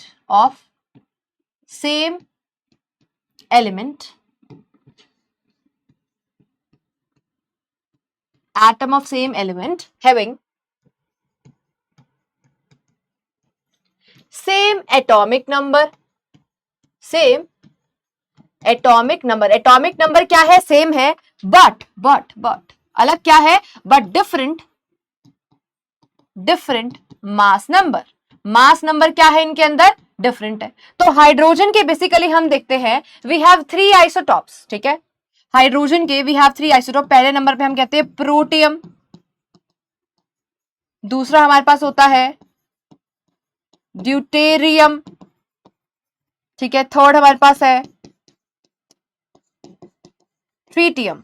इसको हम टी से रिप्रेजेंट करते हैं, ड्यूटेरियम को हम डी से रिप्रेजेंट करते हैं, प्रोटियम को हम पी से रिप्रेजेंट करते हैं। प्रोटियम वो होता है जिस हाइड्रोजन में मास कितना होता है बेटा जी, 1 होता है, ड्यूटेरियम का मास 2 होता है, और ट्रीटियम का मास कितना होता है, 3 होता है। ये आपको ध्यान रखना है, ये कुछ इंपॉर्टेंट बातें है ना। आप जब हाइड्रोजन पढ़ रहे हैं हम अलग से स्पेशली, तो आपको ये बातें तो हाइड्रोजन के बारे में पता होनी ही चाहिए बेटा। एक मेरे पास होता है H2O, एक मेरे पास होता है D2O। ये D2O क्या है, इस D2O को बोला जाता है हेवी वाटर। क्या बोला जाता है, हेवी वाटर। और यहां पर मैंने हाइड्रोजन का दूसरा आइसोटॉप जिसका मास 2 है उसको ले लिया है, इसी वजह से इसको क्या बोलते हैं हम, हेवी वाटर भी कहते हैं। अब इन तीनों में डिफरेंस क्या है, इनके मास के अंदर डिफरेंस आ रहा है, मास के अंदर डिफरेंस है अगर, तो मास के अंदर डिफरेंस कैसे आया होगा, आप सभी को पता है। मास जो नंबर होता है वो नंबर ऑफ प्रोटॉन्स प्लस में नंबर ऑफ न्यूट्रॉन्स का सम होता है, क्योंकि पूरा मास एटम का उसके न्यूक्लियस के अंदर कंसंट्रेटेड होता है और न्यूक्लियस के अंदर प्रोटॉन्स और न्यूट्रॉन्स प्रेजेंट होते हैं। तो अगर मुझे नंबर ऑफ न्यूट्रॉन्स कैलकुलेट करने हैं इन केस ऑफ प्रोटियम, ठीक है, तो मास आपको पता है 1 है, नंबर ऑफ प्रोटॉन्स आपको पता है 1 है, number of neutrons you have to calculate, यानी कि यहां पर न्यूट्रॉन्स कितने आ जाएंगे बेटा जी, 0 आ जाएंगे, ठीक है। इस केस में यहां पर नंबर ऑफ न्यूट्रॉन्स क्या होते हैं, 0 होते हैं। तो उसी तरीके से आपको ड्यूटेरियम और ट्रिटियम के अंदर भी निकालने हैं, क्या निकालने हैं, नंबर ऑफ न्यूट्रॉन्स निकालने हैं, न्यूट्रॉन्स कैलकुलेट करने हैं। वैसे कर लिए होंगे बहुत सारे बच्चों ने, आराम से बिना सॉल्व करे इसका आंसर आ रहा है, ठीक है। दिस इज योर होमवर्क, आपको इसका आइडिया होना चाहिए, क्लियर है। चलिए अब हम आगे मूव करेंगे, अकरेंस कंबाइंड स्टेट हमारे पास हो गया है। Next we have chemical properties के ऊपर हम आ जाएंगे, ठीक है। तो सबसे पहले हम यहां पर प्रिपरेशन की बात कर लीजिए, चाहे आप इसको कह लीजिए कि हम प्रिपरेशन कर रहे हैं किसकी, हाइड्रोजन गैस की, ठीक है। तो बेसिकली हम कह सकते हैं प्रिपरेशन ऑफ हाइड्रोजन हम किस तरीके से कर सकते हैं, प्रिपरेशन ऑफ हाइड्रोजन गैस। अब बेटा मैं अलग अलग करके भी तुम्हें करवा सकती हूं, पर मैं तुम्हें एक फ्लो चार्ट के फॉर्म में थोड़ा सा आइडिया ओवरव्यू दूंगी पहले, ताकि तुम कंफ्यूज ना हो और ये कहकर ये बोलकर परेशान ना हो कि अरे मैम कितनी रिएक्शंस हैं, है ना। देखो हम यहाँ पर प्रिपरेशन ऑफ हाइड्रोजन कर रहे हैं 3-4 तरीकों से, 3-4 तरीकों से कर रहे हैं बेटा, ठीक है। सबसे पहला तरीका मैं यहाँ पर क्या कर रही हूँ, वाटर से, वाटर की हेल्प से हम क्या कर सकते हैं, हाइड्रोजन गैस का प्रिपरेशन। फिर हम बेटा जी डाइल्यूट एसिड की हेल्प से प्रिपरेशन कर सकते हैं हाइड्रोजन गैस का। फिर हम बेटा जी अल्कली, अल्कली यानी कि वाटर सोल्यूबल बेस, है ना, यानी कि वाटर सोल्यूबल बेस की हेल्प से भी हम प्रिपरेशन कर सकते हैं। और थर्ड प्रोसेस हमारे पास जो होती है ना, जिसका नाम है बोश प्रोसेस, वेरी इंपॉर्टेंट, या फिर इलेक्ट्रोलिसिस, है ना। बोश प्रोसेस यही है, पूरा चैप्टर में यही पढ़ना है हमने और कुछ भी नहीं है, ठीक है।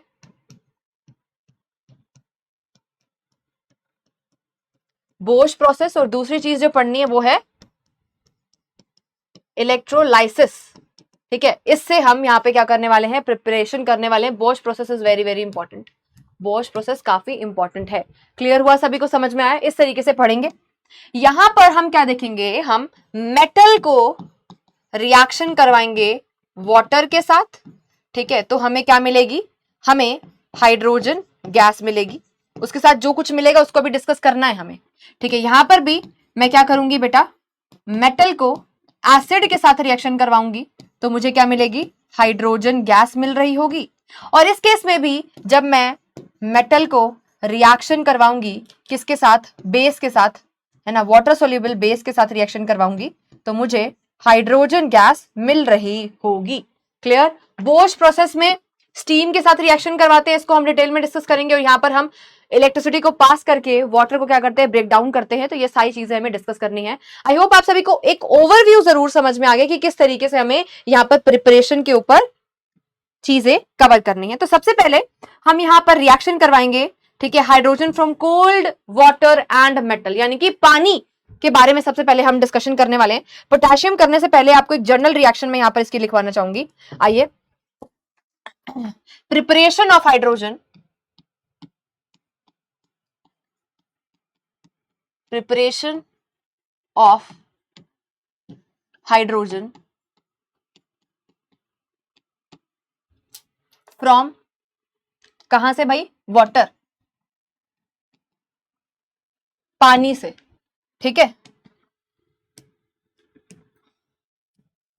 अब यहां पर ना ध्यान देंगे, आपको एक जर्नल रिएक्शन पता होनी चाहिए कि जब भी बेटा जी हम क्या करते हैं, मेटल को रिएक्शन करवाते हैं वाटर से, तो हमारे पास क्या प्रोडक्ट का फॉर्मेशन होता है ना, इसका आइडिया सबको होना चाहिए। या तो आप देखोगे कि आपको क्या मिल रहा है, मेटल का ऑक्साइड और साथ में हाइड्रोजन, या फिर आपको क्या मिल रहा है बेटा, मेटल का हाइड्रोक्साइड और साथ में हाइड्रोजन। ये दोनों चीजें हैं जो आपको क्या कर सकती हैं बेटा, मिल सकती हैं, ठीक है। अब इसी में ही बच्चा कंफ्यूज कि भाई कहां पर मेटल का ऑक्साइड बनाना है और कहां पर मेटल का हाइड्रोक्साइड बनाना है, यार हमें नहीं पता, हम यहीं पर परेशान, ठीक है। तो ये डिपेंड करता है बेटा कि पानी कैसा लिया है। अगर पानी को हम स्टीम की फॉर्म में लेते हैं, water in the form of steam लेते, तो हमें मेटल का ऑक्साइड मिलता है, साथ में हाइड्रोजन गैस तो मिलेगी ही मिलेगी। मेन चीज हमारे पास हाइड्रोजन है इस केस में, ठीक है। और जब हम पानी को कोल्ड वाटर और वी कैन से हॉट वाटर की फॉर्म में ले रहे होते हैं, तब हमें क्या मिलता है बेटा, तब हमें मेटल का हाइड्रोक्साइड मिलता है, ध्यान रखना। तब हमें क्या मिलता है, मेटल का हाइड्रोक्साइड मिलता है, आपको ध्यान रखना है। क्लियर है? चलिए, अब इसके बाद एक चीज और हम यहां पर नोट करेंगे, है ना, ये कहीं ना कहीं बेटा जी मेटल की रिएक्टिविटी के ऊपर भी डिपेंड करता है। तो रिएक्शन शुरू करने से पहले ही मैं आपको रिएक्टिविटी सीरीज करवा देती हूं, ठीक है। हेडिंग लगाएंगे रिएक्टिविटी सीरीज।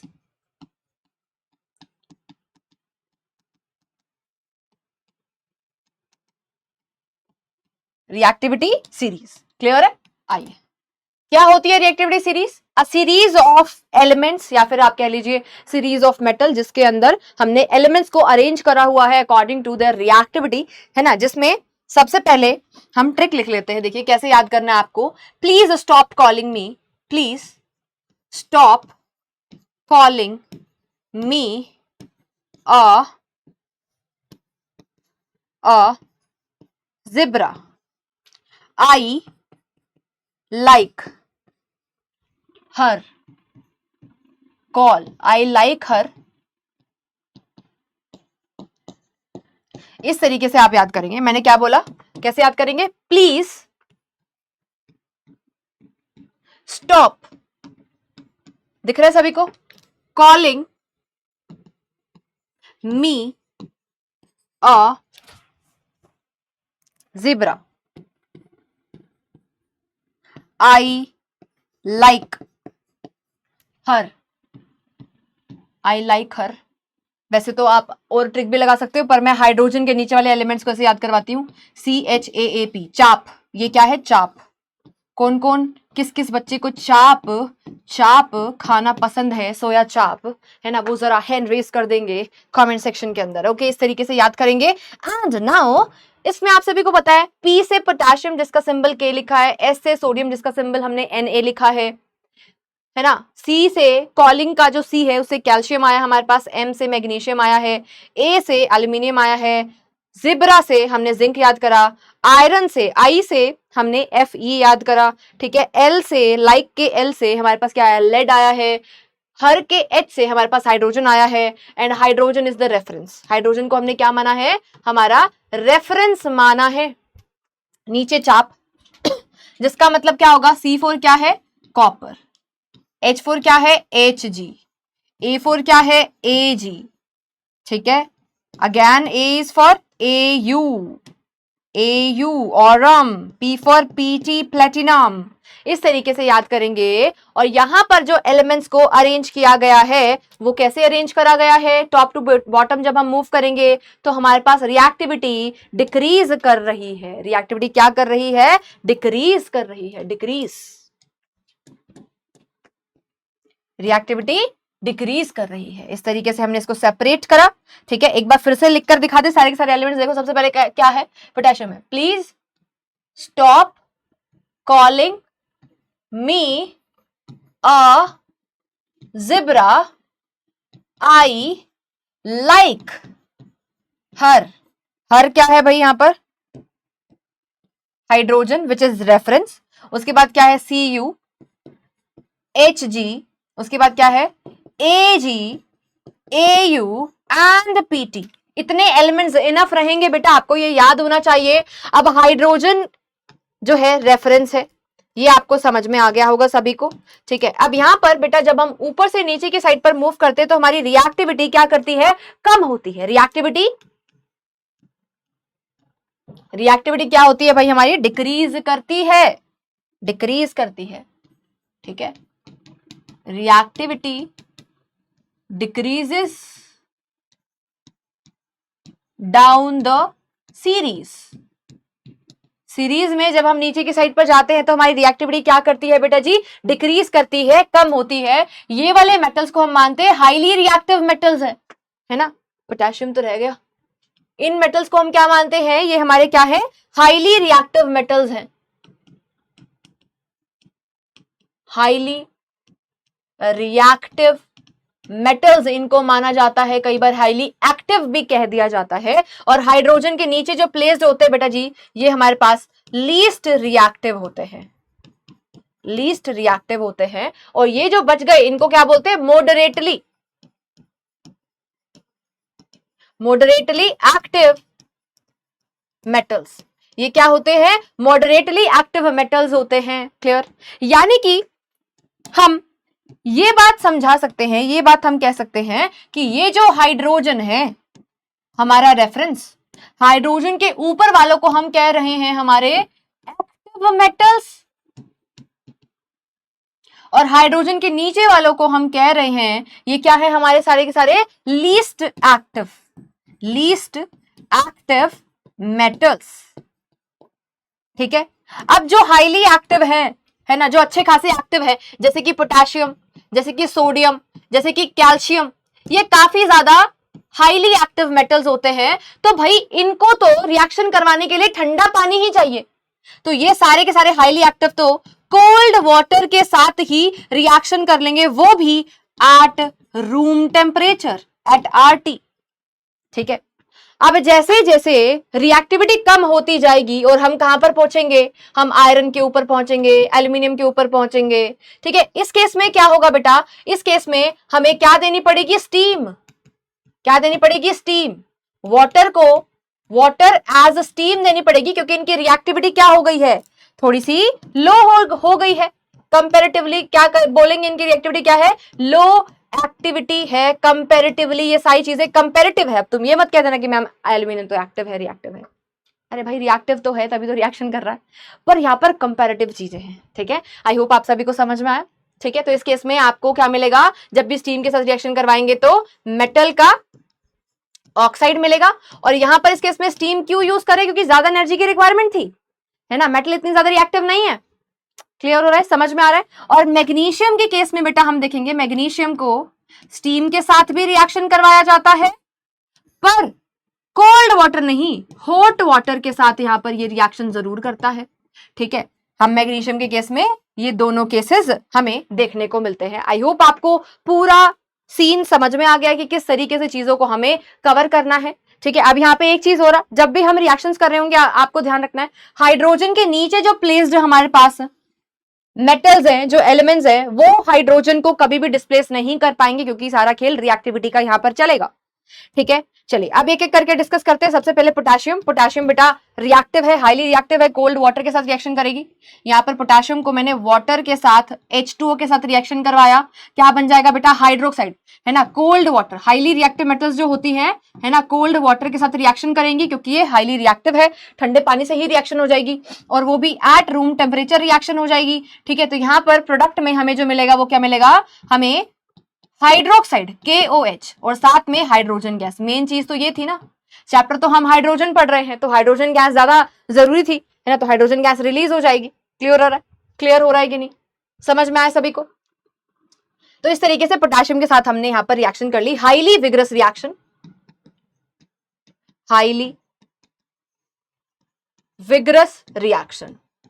इतनी ज्यादा विग्रस रिएक्शन होती है कि यहां से जो हाइड्रोजन गैस रिलीज हो रही है ये आग पकड़ लेती है, ये फायर कैच कर लेती है। प्लीज नोट इट डाउन, इस पॉइंट को नोट डाउन करेंगे, ठीक है। वही वाली चीज यहां पर मेंशन करी गई है, ये क्या है बेटा, highly exothermic and vigorous reaction होती है। क्या करती है, कैचेस फायर, आग पकड़ लेती है फटाफट से। और यहां पर जो कलर होता है इसका लाइलैक कलर्ड फ्लेम आपको देखने को मिलती है। अब यहां पर एक नोट पॉइंट मेंशन करेंगे सभी बच्चे, हाइड्रोजन गैस जो होती है हमारे पास, hydrogen gas burns with clear blue flame, ठीक है, clear blue flame. But in this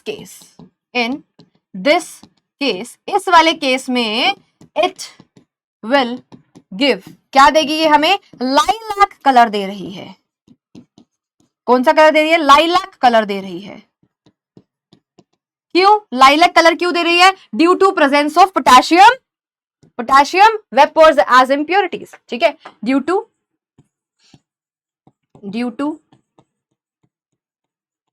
presence of potassium, क्योंकि यहां पर क्या प्रेजेंट होगा, पोटेशियम प्रेजेंट होगा, इसी वजह से लाइलैक फ्लेम हमें मिलेगी, है ना। इस पॉइंट को भी नोट डाउन कर लेंगे, है ना। ब्लू कलर की होती है पर यहां पर लाइलैक मिल रही है, इन पॉइंटर्स को भी आप नोट करते हुए चलेंगे, ये भी आपसे पूछा जा सकता है, ठीक है। अब आगे देखिए, bubbles of hydrogen gas are seen, बिल्कुल बबल्स हमें दिखाई देंगे। And the solution formed is colourless, colourless solution form होगा जो कि सोपी होगा एंड एल्कलाइन होगा। क्यों भाई, क्योंकि यहां पर पोटेशियम का हाइड्रोक्साइड फॉर्म हो रहा है, KOH का यहां पर फॉर्मेशन हो रहा है, and KOH is a strong base, और स्ट्रॉन्ग बेस में भी ये कैसा है बेटा जी, वाटर सॉल्यूबल है।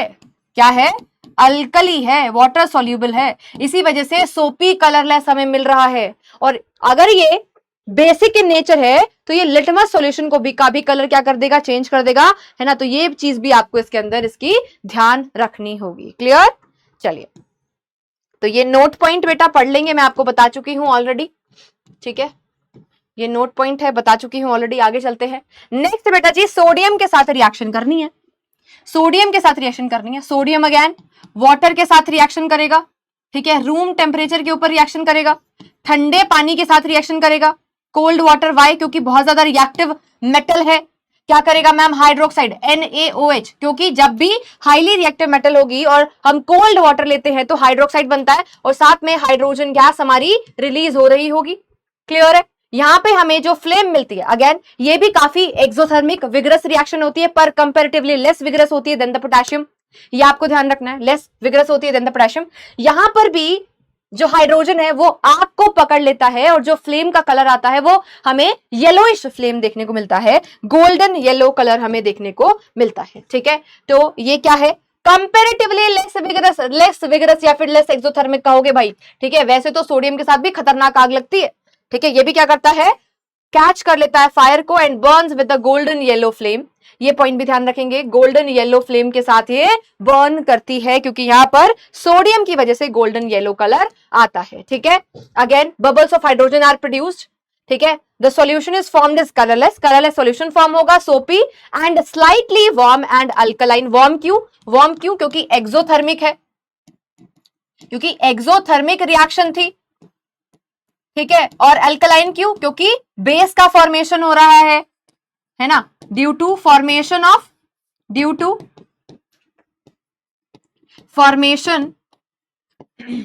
ऑफ NaOH, सोडियम हाइड्रोक्साइड, जो कि एक वाटर सोल्यूबल बेस यानी कि अल्कली है, क्लियर सभी को। चलिए आगे चलते हैं, कैल्शियम के साथ रिएक्शन करवाएंगे, कैल्शियम अगेन यहां पर कोल्ड वाटर के साथ ही रिएक्शन कर लेगा क्योंकि ये भी काफी ज्यादा रिएक्टिव मेटल है। रिएक्शन करने के बाद हमें कैल्शियम का हाइड्रोक्साइड मिलेगा, है ना, और साथ में hydrogen gas. Again this particular reaction is exothermic, vigorous पर कंपैरेटिवली लेस विगरस, है ना। इतनी लेस विगरस है कि ये फायर कैच नहीं करती है, ये सोडियम मेटल बोल रही हूं, सॉरी, कैल्शियम मेटल के सरफेस के ऊपर जाकर स्टिक कर जाती है। मान लीजिए यहां पर मैंने इस कंटेनर में क्या ले लिया, वाटर, इसके अंदर मैंने क्या डाल दी, हमारी कैल्शियम मेटल डाल दी। अब हम क्या देखेंगे कि ये कैल्शियम का जो ब्लॉक है बेटा, है ना, ये क्या करेगा, तैरने लगेगा। ये क्या करने लगेगा, तैरने लगेगा। क्यों, फ्लोट करने लगेगा वाटर के सरफेस के ऊपर, क्योंकि यहां पर हाइड्रोजन गैस के, ये जो हाइड्रोजन गैस के बबल्स है इसको स्टिक कर जाएंगे, जो कि इसको क्या करवाएंगे, फ्लोट करवाएंगे over the surface of water. ठीक है, ये पॉइंट भी आपको ध्यान रखना है।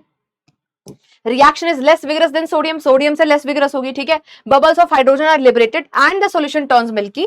टर्न क्या हमारा जो सॉल्यूशन है वो मिल्की हो जाएगा, टर्बिड हो जाएगा, यानी कि व्हाइट व्हाइट से पीपीटी से बन जाएंगे। ठीक है, व्हाइट व्हाइट सा हो जाएगा। मिल्की क्यों हो जाएगा, ड्यू टू फॉर्मेशन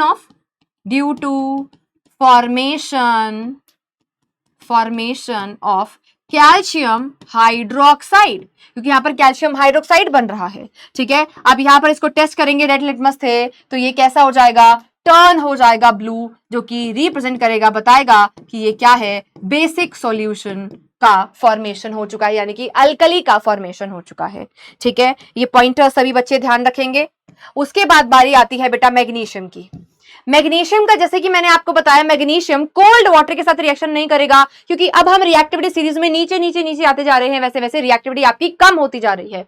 तो यहां पर मैग्नीशियम जो है बॉइलिंग वाटर के साथ रिएक्शन करता है, यानी कि हॉट वाटर के साथ ये रिएक्शन करेगा, और हॉट वाटर के साथ रिएक्शन करके मैग्नीशियम हाइड्रोक्साइड जरूर बना लेगा, और साथ में हाइड्रोजन गैस रिलीज हो जाएगी। ठीक है, हाइड्रोजन गैस रिलीज हो जाएगी। अगेन इस केस में अगर मैं मैग्नीशियम को बेटा water in the form of steam के साथ रिएक्शन करवाती हूं, तो यहां पर मुझे मैग्नीशियम का ऑक्साइड और साथ में हाइड्रोजन गैस रिलीज होगी। ये जो मैग्नीशियम का ऑक्साइड है ये एज व्हाइट ऐश मुझे मिलेगी। ठीक है, एज व्हाइट ऐश मुझे मिलेगी। आई होप आप सभी को क्लियर है। ये दोनों के दोनों रिएक्शंस इंपॉर्टेंट रिएक्शन है, क्योंकि मैग्नीशियम ऑक्साइड भी बनाता है और हाइड्रोक्साइड भी बनाता हुआ आपको दिखाई देगा। क्लियर हुआ सभी को, आगे चलें, समझ में आ गया। चलिए नेक्स्ट हमारे पास है बेटा जी एल्यूमिनियम। एल्यूमिनियम की अगर हम बात करते हैं, ठीक है, एल्यूमिनियम की अगर हम बात करें तो भाई एल्यूमिनियम तो नहीं रिएक्शन कर सकता, एल्यूमिनियम तो रिएक्शन नहीं कर पाएगा। क्लियर, तो यहां पर हम इन केस ऑफ एल्यूमिनियम क्या करेंगे बेटा जी, हॉट वाटर के साथ रिएक्शन करवाएंगे। It forms aluminium oxide, aluminium oxide का फॉर्मेशन करेगा। अब ये जो एल्यूमिनियम ऑक्साइड का लेयर होता है जिसका फॉर्मूला Al2O3 होता है, ये क्या है, एम्फोटेरिक इन नेचर होता है। ठीक है, एम्फोटेरिक इन नेचर में कैसा है, एम्फोटेरिक है, ध्यान रखना। नेचर में कैसा है, एम्फोटेरिक है, ध्यान रखना। अब यहां पर एल्यूमिनियम को रिएक्शन हम करवा देते हैं वाटर के साथ। ठीक है, हाँ वाटर ही तो लेना, H2O के साथ। तो यहां पर Al2O3 का फॉर्मेशन होगा, साथ में हाइड्रोजन गैस इवॉल्व हो जाएगी। ठीक है, हाइड्रोजन गैस यहां पर इवॉल्व हो जाएगी, और ये जो ऑक्साइड यहां पर फॉर्म हुआ है, दिस इज एम्फोटेरिक। अब कुछ बच्चों को लग रहा होगा कि मैम ये एम्फोटेरिक का क्या मतलब होता है, एम्फीबियन का मतलब जानते हो, एम्फीबियन कौन होते हैं मैम, एम्फीबियन वो होते हैं, जैसे फ्रॉग एम्फीबियन है, जैसे वो जो दोनों जगह पर रह सकते हैं, जो दोनों जगह पर सांस ले सकते हैं, लैंड पर भी और वाटर के अंदर भी, यानी कि वो दोगुले हैं। उसी तरीके से ये भी दोगुले होते हैं, ये भी क्या होते हैं, दोगुले होते हैं। ये एसिड के साथ भी रिएक्शन कर लेते हैं और ये बेस के साथ भी रिएक्शन कर लेते हैं। ये एसिडिक बिहेवियर भी शो करते हैं और ये बेसिक बिहेवियर भी शो करते हैं। इसी वजह से इनको क्या बोलते हैं, एम्फोटेरिक इन नेचर कहते हैं। ठीक है, अब यहां पर इसकी एक और बढ़िया बात यह है, यहां पर क्या होता है, एल्यूमिनियम जो है नेचर में, इस प्रोसेस को हमने ऑब्जर्व करा है कि भाई एल्यूमिनियम के जो आर्टिकल्स होते हैं वो नेचर में प्रेजेंट ऑक्सीजन के साथ रिएक्शन करके एल्यूमिनियम ऑक्साइड का फॉर्मेशन कर लेते हैं।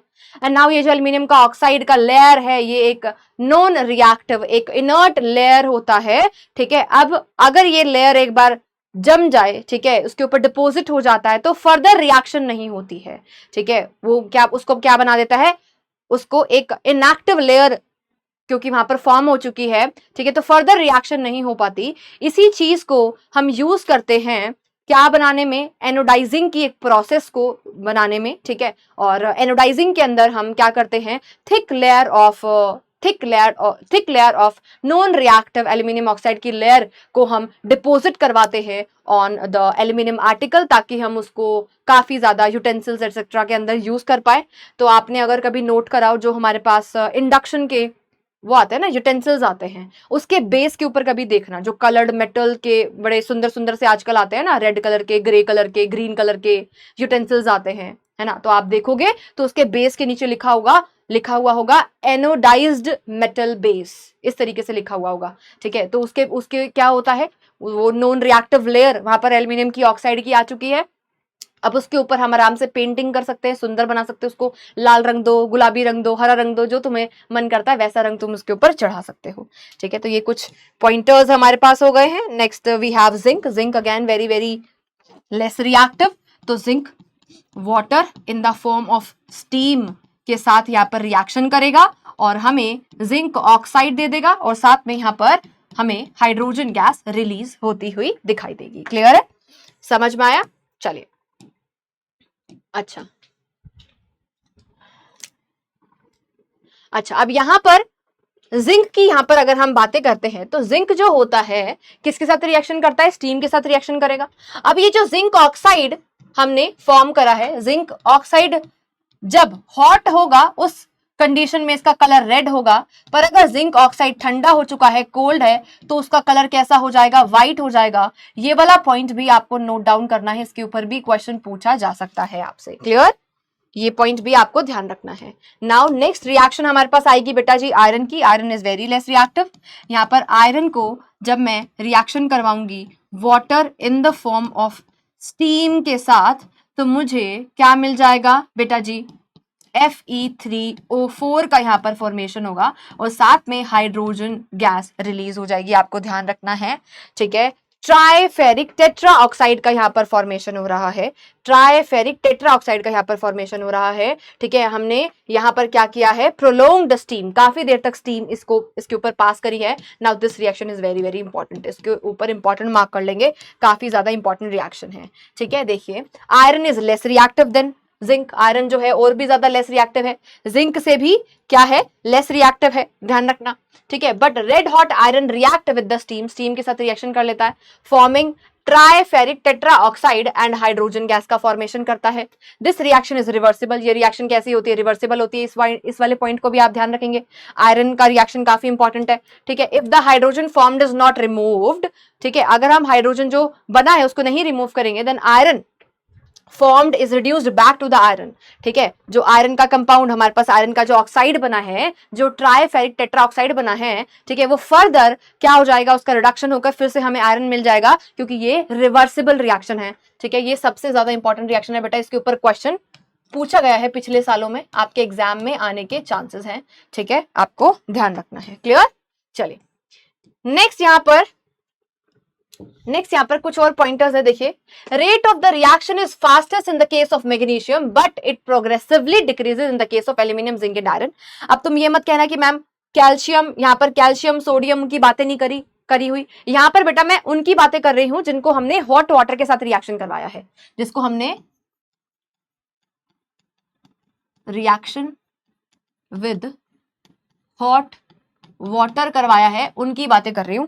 तो उनके साथ उनका आपस में हम कंपैरिजन कर रहे हैं, ध्यान रखना, उनका हम आपस में यहाँ पर कंपैरिजन कर रहे हैं, ये चीज आपको ध्यान रखनी है, ठीक है। तो डिपेंडिंग अपॉन फास्ट रिएक्शन किसमें देखने को मिलेगी हमें? मैग्नीशियम के अंदर, बट प्रोग्रेसिवली धीरे धीरे रिएक्टिविटी डिक्रीज कर रही है, इसलिए यहाँ पर सबसे ज्यादा रेट होगा। In the case of magnesium, aluminium and zinc the reaction stops after some time, थोड़ी देर बाद स्टॉप हो जाएगी। This is because the oxides of these metal stick to the surface of the respective metal के surface के ऊपर उसके जो ऑक्साइड्स फॉर्म हुए हैं वो क्या कर जाएंगे? चिपक जाएंगे। And this do not further allow steam to come into the contact with the metal के कांटेक्ट में फर्दर वो नहीं आएगा, इस वजह से रिएक्शन क्या हो जाएगी? स्टॉप हो जाएगी। इस पर्टिकुलर पॉइंट के ऊपर इंपॉर्टेंट मार्क करेंगे बेटा, वेरी इंपॉर्टेंट। क्या हमें समझ में आया कि अगर हम बातें कर रहे हैं, किस किस की बातें कर रहे हैं बेटा जी? मैग्नीशियम, एल्यूमिनियम, जिंक, उस केस में रिएक्शन थोड़ी देर बाद स्टॉप कर जाती है, क्योंकि रिएक्शन के बाद जो हमारे पास नॉन रिएक्टिव मेटल का ऑक्साइड बना है ना, वो फर्दर स्टीम को मेटल के कांटेक्ट में नहीं आने देगा, इसी वजह से फर्दर रिएक्शन भी यहाँ पर नहीं होती है, ठीक है। क्लियर हुआ सभी को? आगे चलते हैं। नेक्स्ट हमारे पास है एक्टिविटी सीरीज कर चुके हैं बेटा। अगला हमारे पास आता है displacement of hydrogen from the dilute acid, यानी कि formation of hydrogen gas from the acid. ठीक है, तो जब भी हम बेटा मेटल को रिएक्शन करवाते हैं, ठीक है, किसको, मेटल को रिएक्शन करवाते हैं, किससे रिएक्शन करवाते हैं, डाइल्यूट एसिड से, तो किस चीज का फॉर्मेशन होता है बेटा, ध्यान देंगे, मेटल प्लस में डाइल्यूट एसिड।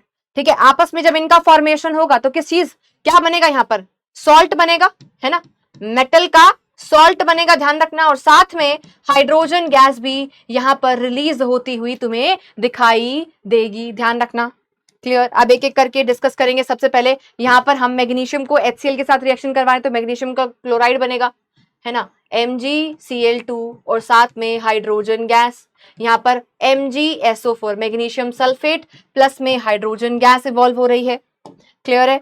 नेक्स्ट एल्यूमिनियम की यहां पर अगर हम बातें करें यस एल्यूमिनियम की बातें करें तो एल्यूमिनियम का क्लोराइड AlCl3 साथ में हाइड्रोजन गैस। ठीक है, यहां पर एल्यूमिनियम का सल्फेट बनेगा, ठीक है, Al2SO4 3 प्लस में हाइड्रोजन गैस। इस तरीके से रिएक्शंस बेटा जी यहां पर होती चली जाएंगी।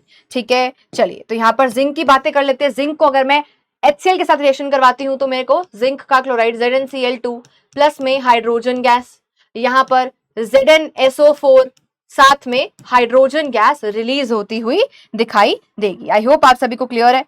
ठीक है, नेक्स्ट प्रोसेस हमारे पास है displacement of hydrogen gas from alkali, यानी कि जब मैं रिएक्शन करवाऊंगी मेटल को किससे, वाटर सॉल्युबल बेस से, यानी कि अल्कली से, उस केस में मुझे क्या मिलेगा, सॉल्ट मिलेगा और साथ में हाइड्रोजन गैस बाहर निकल रही होगी, साथ में हाइड्रोजन गैस बेटा जी बाहर निकल रही होगी। ठीक है, तो यहाँ पे सबसे पहले क्या है, मेरे पास जिंक है। जिंक को अगर मैं NaOH के साथ रिएक्शन करवाती हूं तो क्या बनेगा, Na2ZnO2 और साथ में क्या बन रहा है बेटा, यहां पर हाइड्रोजन गैस रिलीज होगा। यहां पर मैंने अल्कली दूसरा ले लिया, पोटेशियम ले लिया है, यहां पर NaOH लिया था, यहां पर KOH ले लिया, तो यहां पर क्या बनेगा हमारे पास K2ZnO2। ठीक है, K2ZnO2 प्लस में हाइड्रोजन गैस रिलीज हो रही है। इसी तरीके से ये रिएक्शंस होंगी। ये Na2ZnO2 और K2ZnO2 क्या है भाई, ये सोडियम जिंकेट है। इसका नाम क्या है, सोडियम जिंकेट। ठीक है, ये जिंकेट क्या होता है, ये जिंकेट क्या होता है बेटा जी, ZnO2 नेगेटिव एनायन है। ठीक है, इसका केमिकल फॉर्मूला कैसे बनाया, ध्यान देंगे सभी बच्चे, देखो जिंक है ना, सोडियम का बना रहे हैं ना, तो सोडियम का +1 ZnO2 नेगेटिव होता है, क्रॉस वैलेंसी कर दो, Na के नीचे 2 आएगा तो क्या बन गया, Na2ZnO2। ये हमारे पास क्या बन गया बेटा, इसका फॉर्मूला। सेम उसी तरीके से यहाँ पे K2ZnO2 का फॉर्मेशन हो चुका है, आपको ये ध्यान रखना है बेटा जी। क्लियर है। चलिए इसके बाद हम आगे मूव करेंगे और नेक्स्ट हमारे पास आती है बेटा जी लेबोरेटरी प्रिपरेशन ऑफ हाइड्रोजन। क्या करने वाले हैं, लेबोरेटरी प्रिपरेशन ऑफ हाइड्रोजन करने वाले हैं। ठीक है, लेबोरेटरी प्रिपरेशन ऑफ हाइड्रोजन, जिसमें सबसे पहले हमने देखा कि क्या किस तरीके से हम प्रिपेयर करेंगे। यहां पर हम ग्रेन्युलेटेड जिंक को लेते हैं, ग्रेन्युलेटेड जिंक को लेते हैं और रिएक्शन करवाते हैं डाइल्यूट हाइड्रोक्लोरिक एसिड के साथ। जिंक को HCl के साथ रिएक्शन करवाएंगे तो आप सभी को पता है ZnCl2 का फॉर्मेशन होगा और साथ में हाइड्रोजन गैस रिलीज हो रही होगी। क्लियर। अब यहां पर जिंक ही क्यों ली, क्योंकि बेटा ये बहुत ज्यादा कॉस्टली नहीं होती है, चीप होती है, इस वजह से इसको यूज कर लिया जाता है। तो पहला काम क्या है, place some piece of zinc granules in the flat bottom flask fitted with an air tight कॉक विद द 2 होल्स। 2 होल्स हमने उसके अंदर इंसर्ट कर दिए हैं एंड थ्रू द 1 होल हमने फनल को पास करा है और उस फनल के अंदर हमने क्या भरा हुआ है, एसिड HCl डाला हुआ है और दूसरे के अंदर हमने क्या डाल दिया है बेटा जी, डिलीवरी ट्यूब डाल दी है, डिलीवरी ट्यूब डाल दी है कुछ इस तरीके से, है ना। यहाँ पर फ्लैट बॉटम फ्लास्क बोलते हैं इसको। ठीक है, इसका बॉटम क्या है, फ्लैट है, इसके अंदर जिंक ग्रेन्यूल डाल दिए हैं। ऊपर वाले फ्लास्क में से, ऊपर वाले ये जो हमारा फनल है, ड्रॉपिंग फनल भी जिसको कहते हैं, इस ड्रॉपिंग फनल के अंदर हमने क्या भरा हुआ है बेटा, HCl भरा हुआ है। HCl जैसे ही हम इसका ओपनिंग खोलेंगे तो नीचे गिरने लगेगा। ऑलरेडी यहाँ पर हमने जिंक भरा हुआ है, जिंक ग्रेन्यूल्स डाला हुआ है, तो आपस में रिएक्शन होगी, हमें क्या मिल जाएगा, ZnCl2 मिल जाएगा और साथ में हाइड्रोजन गैस। अब ये जो हाइड्रोजन गैस बाहर निकल रही है इस डिलीवरी ट्यूब के थ्रू, हमने इसको क्या कर लिया बेटा जी, सेपरेट आउट कर लिया, इसको क्या कर लिया, इसका कलेक्शन कर लिया। तो यही वाली चीजें हमको समझनी है, कलेक्शन हमको समझना है, देखना है। देखिए, reaction will gradually start in the form of effervescences. Effervescences का मतलब होता है कि गैस का बाहर निकलना, गैस के बाहर निकलने को क्या बोलते हैं, हम एफरवेंसेस कहते हैं, ठीक है। And evolution of gas when all the air from the apparatus has been expelled, collection of gas over the water takes place, ठीक है। तो यहां पर आपको एक बात ध्यान रखनी है कि इस केस में हम हाइड्रोजन गैस को कलेक्ट कर रहे हैं,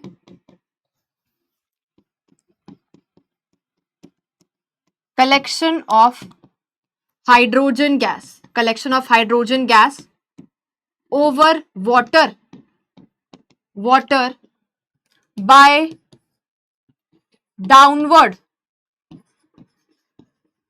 displacement, by downward displacement of water. Water का डाउनवर्ड डिस्प्लेसमेंट हम यहां पर करते हैं, क्योंकि ऐसा किस केस में करते हैं, पहली चीज वाटर के ऊपर उन्हीं गैसेस को कलेक्शन किया जाता है जिसका सॉल्युबिलिटी हाइड्रोजन, जिसका सॉल्युबिलिटी वाटर के अंदर कम होता है, काफी Sprüngli soluble, slightly soluble gases को हम वाटर के ऊपर कलेक्ट कर सकते हैं। और दूसरा, डाउनवर्ड डिस्प्लेसमेंट क्यों यूज करा है वाटर का, क्योंकि hydrogen gas is very very light in nature. ये जो मैंने लाइन लिखवाई है भाई, इसको मार्क कर लो, है ना, कलेक्शन के ऊपर क्वेश्चन कई बार आता है, इसके ऊपर इंपॉर्टेंट मार्क कर लेंगे। This is very very important, clear, ये काफी ज्यादा इंपॉर्टेंट है, ठीक है जी, क्लियर सभी को। अब यहाँ पर कलेक्शन ऑफ गैस को वही वाली चीजें आपको बता रखी है, ठीक है। ये क्या है, बहुत ही कम सोल्यूबल है ना, इनसोल्यूबल ही माना जाता है इसको वाटर के अंदर, इस वजह से। दूसरा, इट फॉर्म एक्सप्लोसिव, एयर के अंदर, एयर से क्यों नहीं यहाँ पर collection of hydrogen in presence of air क्यों नहीं करते, क्योंककी एयर के साथ ही एक्सप्लोसिव मिक्सचर बनाती है ना, आपको पता है क्या करता है, आग पकड़ लेता है। अब यहाँ पर बहुत सारी इंप्योरिटीज आपको देखने को मिलेंगी, जैसे कि H2S की, SO2 की, फॉस्फीन की, oxide of nitrogen, arsine, carbon dioxide and water vapours. तो इन सभी को रिमूव करने के कुछ कुछ मेथड्स हमें गिवन है, जिसका आइडिया हमें होना चाहिए। सबसे पहले आपको ना ये पता होना चाहिए कि अगर आपको आर्सीन और फॉस्फीन जैसे सब्सटेंसेस को रिमूव करना है तो आपको क्या यूज करना पड़ेगा, AgNO3 का यूज करना पड़ेगा, AgNO3।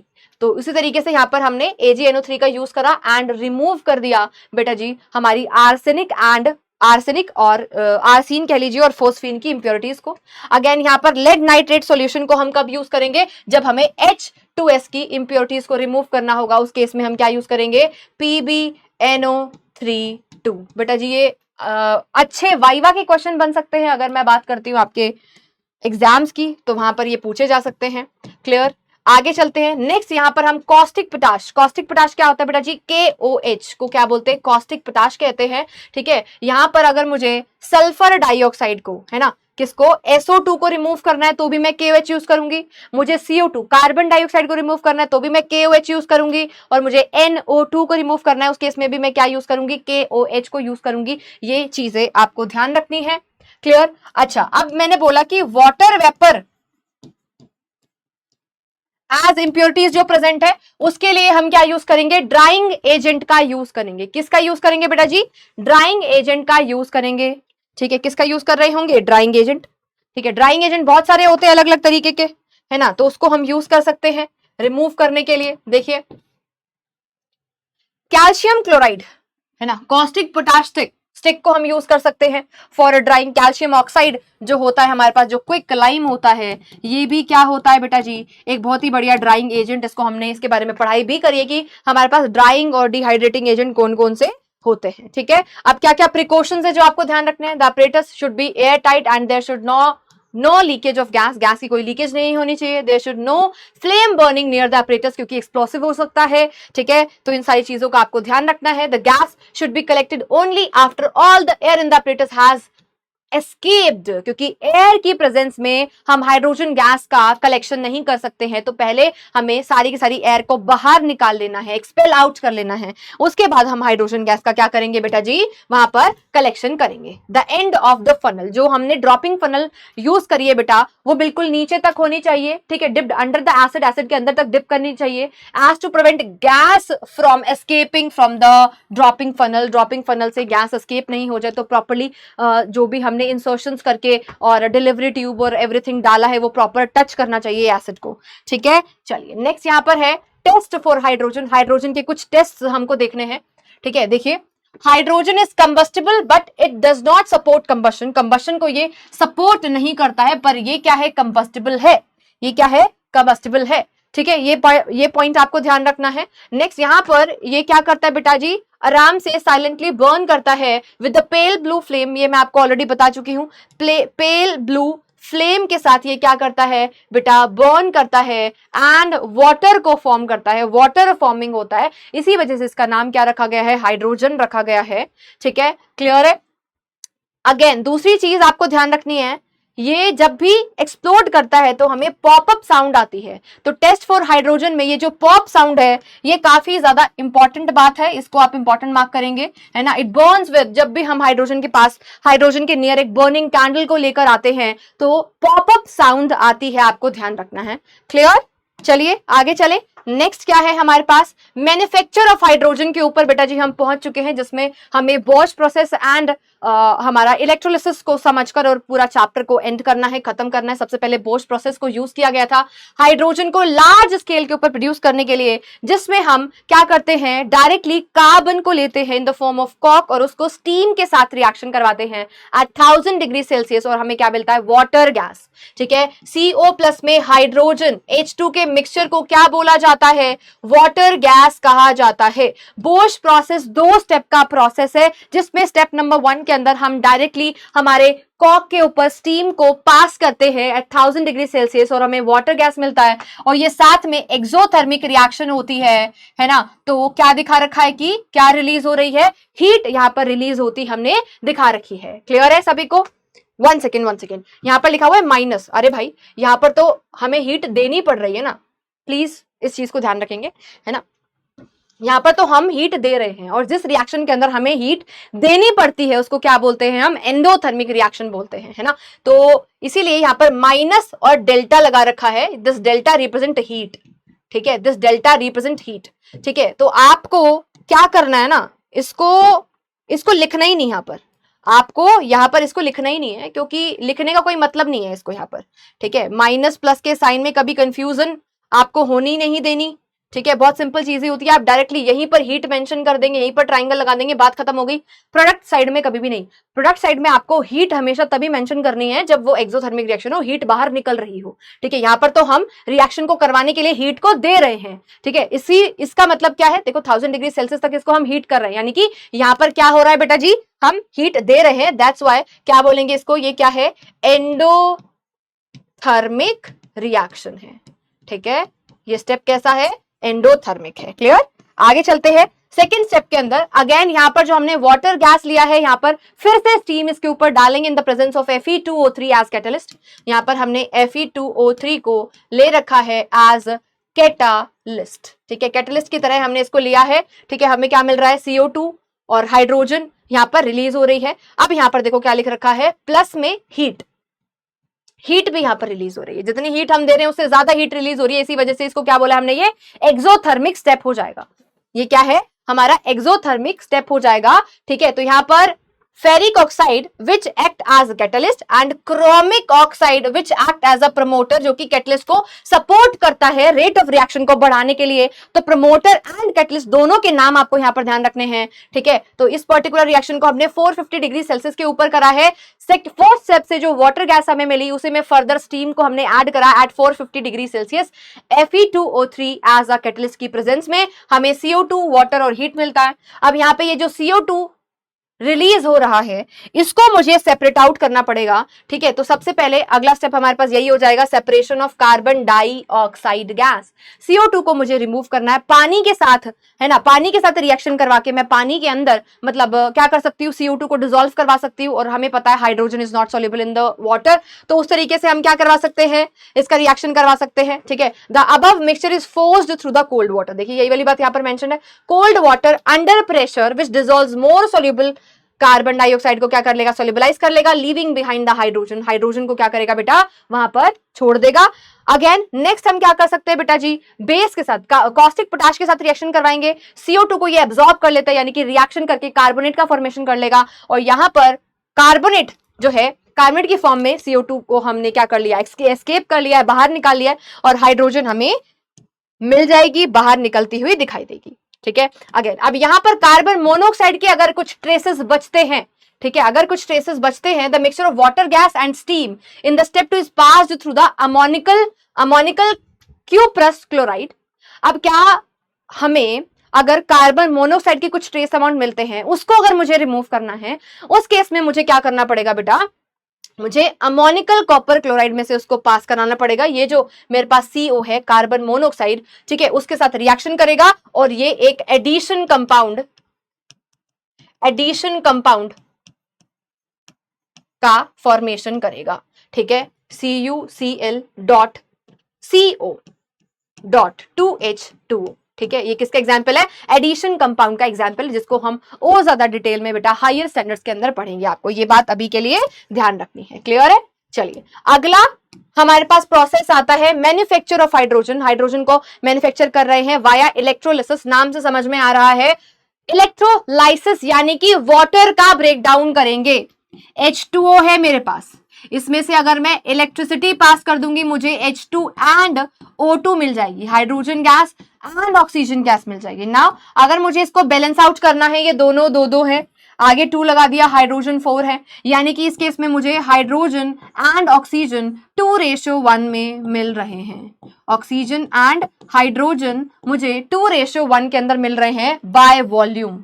ठीक है, बाय वॉल्यूम, ध्यान रखना, बाय वॉल्यूम मुझे 2:1 के अंदर मिलते हैं। ये काफी ज्यादा इंपॉर्टेंट पॉइंट है।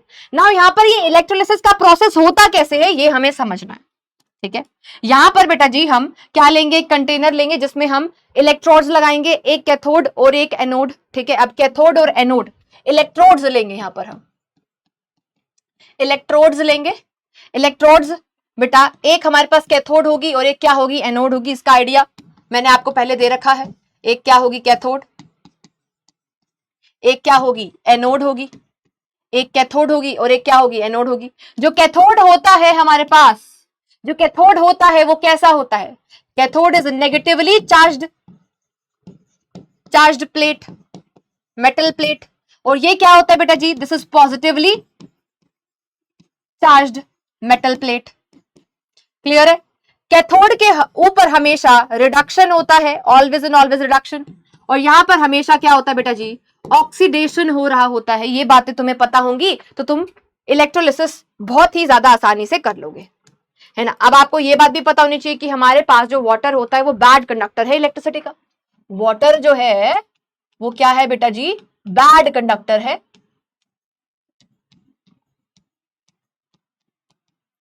Of electric current, electric current का क्या है, बैड कंडक्टर है। इलेक्ट्रिक करंट का क्या है बेटा जी, बैड कंडक्टर है। तो बेटा यहां पर अगर हम देखें, वाटर अगर बैड कंडक्टर है, इसी वजह से इसको गुड कंडक्टर में कन्वर्ट करने के लिए, इसको गुड कंडक्टर में कन्वर्ट करने के लिए हम क्या करते हैं, we will add few drops of acid. अब एसिड एक्वस मीडियम के अंदर आपको पता है, यानी कि पानी की प्रेजेंस में क्या करेगा, ये H पॉजिटिव आयंस को रिलीज करता है, और फ्री आयंस की वजह से इसका कंडक्शन क्या कर जाता है, इंक्रीज कर जाता है। आई होप आप सभी को क्लियर है, आई होप आप सभी को समझ में आ गया है एंड क्लियर भी हो गया है। ठीक है, चलिए अब ये समझ में आ गया सभी को। अब हमें इलेक्ट्रोलिसिस समझना है कि कैसे होगा। मेरे पास क्या है बेटा जी, H2O वाटर है, ये ब्रेक करके H positive and OH negative ions आपको देगा। अब ये जो कैटायन और एनायन यहाँ पर बने हैं, ये क्या है, हमारा कैटायन है, और ये क्या है, हमारे पास एनायन है। कैटायन और एनायन का माइग्रेशन अकॉर्डिंगली होगा, है ना। एट कैथोड, कैथोड के ऊपर बेटा जी कौन माइग्रेट करते हैं, कैटायन माइग्रेट करते हैं। ठीक है, और कैथोड के ऊपर ऑलवेज क्या होता है, ऑलवेज रिडक्शन होता है। ऑलवेज क्या होता है, रिडक्शन होता है। रिडक्शन का मतलब क्या होता है, OILRIG, रिडक्शन क्या मतलब होता है, रिडक्शन का मतलब होता है बेटा जी गेन। ठीक है, ऑलवेज क्या होगा, रिडक्शन होगा, ध्यान देंगे, रिडक्शन होगा, और रिडक्शन का मतलब होता है गेन ऑफ इलेक्ट्रॉन। क्या चीज बेटा जी, गेन ऑफ इलेक्ट्रॉन। अब यहां पर H पॉजिटिव माइग्रेट करा, इसने एक इलेक्ट्रॉन को गेन करा और क्या बना लिया, single H। Now the single H is not stable, ऐसी और रिएक्शंस भी हो रही होंगी, यानी कि 2H पॉजिटिव 2 इलेक्ट्रॉन्स को गेन करेंगे और यहाँ पर हाइड्रोजन गैस को रिलीज कर देंगे। तो ये रिएक्शन हो रही होगी हमारे पास हमारे कैथोड के ऊपर। अब यहीं पर मेरे को देखना है एट एनोड क्या होगा। एनोड के ऊपर एनायन माइग्रेट करेंगे, एनोड के ऊपर एनायन माइग्रेट करेंगे और एनोड पर ऑलवेज क्या होती है, ऑक्सीडेशन। ऑक्सीडेशन का मतलब होता है लॉस ऑफ इलेक्ट्रॉन। तो यहां पर जो एनायन है मेरा OH नेगेटिव, वो माइग्रेट करेगा, क्या करेगा, एक इलेक्ट्रॉन को लूज करेगा, OH बना लेगा। Now this OH is not stable और ऐसी और रिएक्शंस भी हो रही होंगी, है ना। तो ऐसे दो OH आपस में कंबाइन करेंगे और क्या बना देंगे, H2O, और साथ में ऑक्सीजन एटम को रिलीज करेंगे। एंड वी नो दैट अकेला ऑक्सीजन एटम स्टेबल नहीं है, तो ऐसे दो ऑक्सीजन जोड़ेंगे और ऑक्सीजन गैस को रिलीज कर देंगे। अब यहाँ पर एक चीज आपको जो ध्यान रखनी है, जो नोट करने वाली है, वो ये है कि ऑक्सीजन गैस एनोड पर रिलीज हो रही है एंड जो हमारी हाइड्रोजन गैस रिलीज हो रही है ये कैथोड के ऊपर रिलीज हो रही है। Now this question is important और ये आपसे पूछा जा सकता है, ठीक है। This process is important. Now chemical properties, बेटा वैसे तो मैं प्रिपरेशन के अंदर आपको सारी बातें सारी चीजें बता चुकी हूं, बट फिर भी एक बार चीजों को समअप करने के लिए हम यहाँ पर देख लेते हैं। हाइड्रोजन ऑक्सीजन के साथ रिएक्शन करके ऑक्साइड बना लेगा, वाटर, ठीक है, जो कि हाइड्रोजन का ऑक्साइड है, न्यूट्रल ऑक्साइड है, ठीक है। हाइड्रोजन क्लोरीन के साथ कंबाइन करेगा, क्या बना लेगा, हाइड्रोजन का क्लोराइड बना लेगा, ठीक है। तो ये बात आप इसका पूरा जो थ्योरी यहाँ पर लिख रखा है, ऑब्जर्वेशन जो है, इसको आप नोट डाउन कर लेंगे, ठीक है। इसको एक बार आप पढ़ लेंगे, सारी बातें मैं आपको ऑलरेडी बता चुकी हूँ, सारे कॉन्सेप्ट ऑलरेडी बता चुकी हूँ। यहाँ पर नाइट्रोजन और हाइड्रोजन आपस में कंबाइन करते हैं, डायरेक्ट कॉम्बिनेशन यहाँ पर होगा, अमोनिया का फॉर्मेशन हो जाता है NH3 का। नाउ हाइड्रोजन और सल्फर आपस में जुड़कर H2S का फॉर्मेशन कर लेते हैं, ठीक है। Hydrogen gas when passed through the molten sulphur react to give the another gas hydrogen sulphide, जिसका बहुत ही ज्यादा गंदी सी स्मेल होती है बेटा, रोटन एग लाइक स्मेल होती है। तो ये कुछ इसकी बातें हैं, सिंपल रिएक्शंस है, हम तो काफी सारी रिएक्शंस ऑलरेडी कर चुके हैं। नाउ पोटेशियम के साथ रिएक्शन करवाते हैं तो बेटा यहाँ पर मेटल के साथ रिएक्शन करने के बाद मेटल के हाइड्राइड्स बनते हैं, जैसे कि KH बन गया, NaH बन गया, कैल्शियम का हाइड्राइड बन गया, ठीक है। तो ये इस तरीके से हमने रिएक्शन करवाई हुई है। फर्दर यहाँ पर हम मेटल हाइड्राइड यानी कि कैल्शियम के हाइड्राइड को वाटर के साथ रिएक्शन करवा रहे हैं तो कैल्शियम का hydroxide and hydrogen gas release हो रही है। तो ये कुछ सिंपल नॉर्मल रिएक्शंस है जो आपको आनी चाहिए। Now the last topic of this chapter, uses of hydrogen. Hydrogen को हम एज अ फ्यूल यूज करते हैं, बहुत ही ज्यादा क्लीनर फ्यूल है, ठीक है, क्लियर है। तो इसको हम यूज करते हैं फ्यूल की तरह, as a fuel because of its high heat of combustion. ये वाला line is very very important. हम क्यों इसको एज अ फ्यूल यूज करते हैं, क्योंकि इसका हीट ऑफ कंबशन बहुत ज्यादा हाई होता है, ठीक है। सो ये एक काफी इंपॉर्टेंट पॉइंटर है। नेक्स्ट हम कह सकते हैं ऑक्सी हाइड्रोजन टॉर्चेस वगैरह बनाने के लिए भी आप इसको यूज करते हैं। A mixture of hydrogen and oxygen is burned, specially designed apparatus के अंदर इसको हम बर्न करते हैं to form the oxy hydrogen torch, ठीक है। तो ये कुछ इसके यूजेस हैं, यूजेस तो यार कर ही लोगे, कुछ भी नहीं है। आई होप आपको रिएक्शंस और जो मेन चीजें थी वो मैं आपको क्रिस्प फॉर्म में और अच्छे से समझा पाई हूं, ठीक है। सो अगर आपको आज के सेशन में मजा आया है, ठीक है, तो भाई कमेंट्स के अंदर सितारे और तारे चमका देना। अच्छा, एक होमवर्क आपका ये है कि आपको इस पर्टिकुलर चैप्टर में जिस तरीके से मैंने फ्लो चार्ट की फॉर्म में आपको कुछ चीजें समअप करके बताई हैं, कुछ इंपॉर्टेंट चीजें के बारे में मैंने आपको बताया, तो आपको यहाँ से ना शॉर्ट नोट्स जरूर बना लेने हैं खुद की हैंडराइटिंग में, एंड उसके बाद इसके क्वेश्चंस को आप लगाकर देखेंगे। ये 2 होमवर्क है और होमवर्क करने के बाद आपको कॉमेंट करके बताना है कि यस मैम हमने आपकी बात मानी है और हमने होमवर्क कर लिया है, ठीक है। तो आई होप आपको मजा आया है, ठीक है। अब तो हमारे 2 छोटे छोटे से चैप्टर बाकी हैं, तो मुझे जरा कमेंट करके बता देना कि अगला चैप्टर तुम्हें कौन सा चाहिए, तो वही वाला चैप्टर हम आपके लिए लेकर आ जाएंगे। मिलते हैं नेक्स्ट सेशन में, तब तक के लिए अपनी हेल्थ का ध्यान रखिए। Keep learning and keep growing.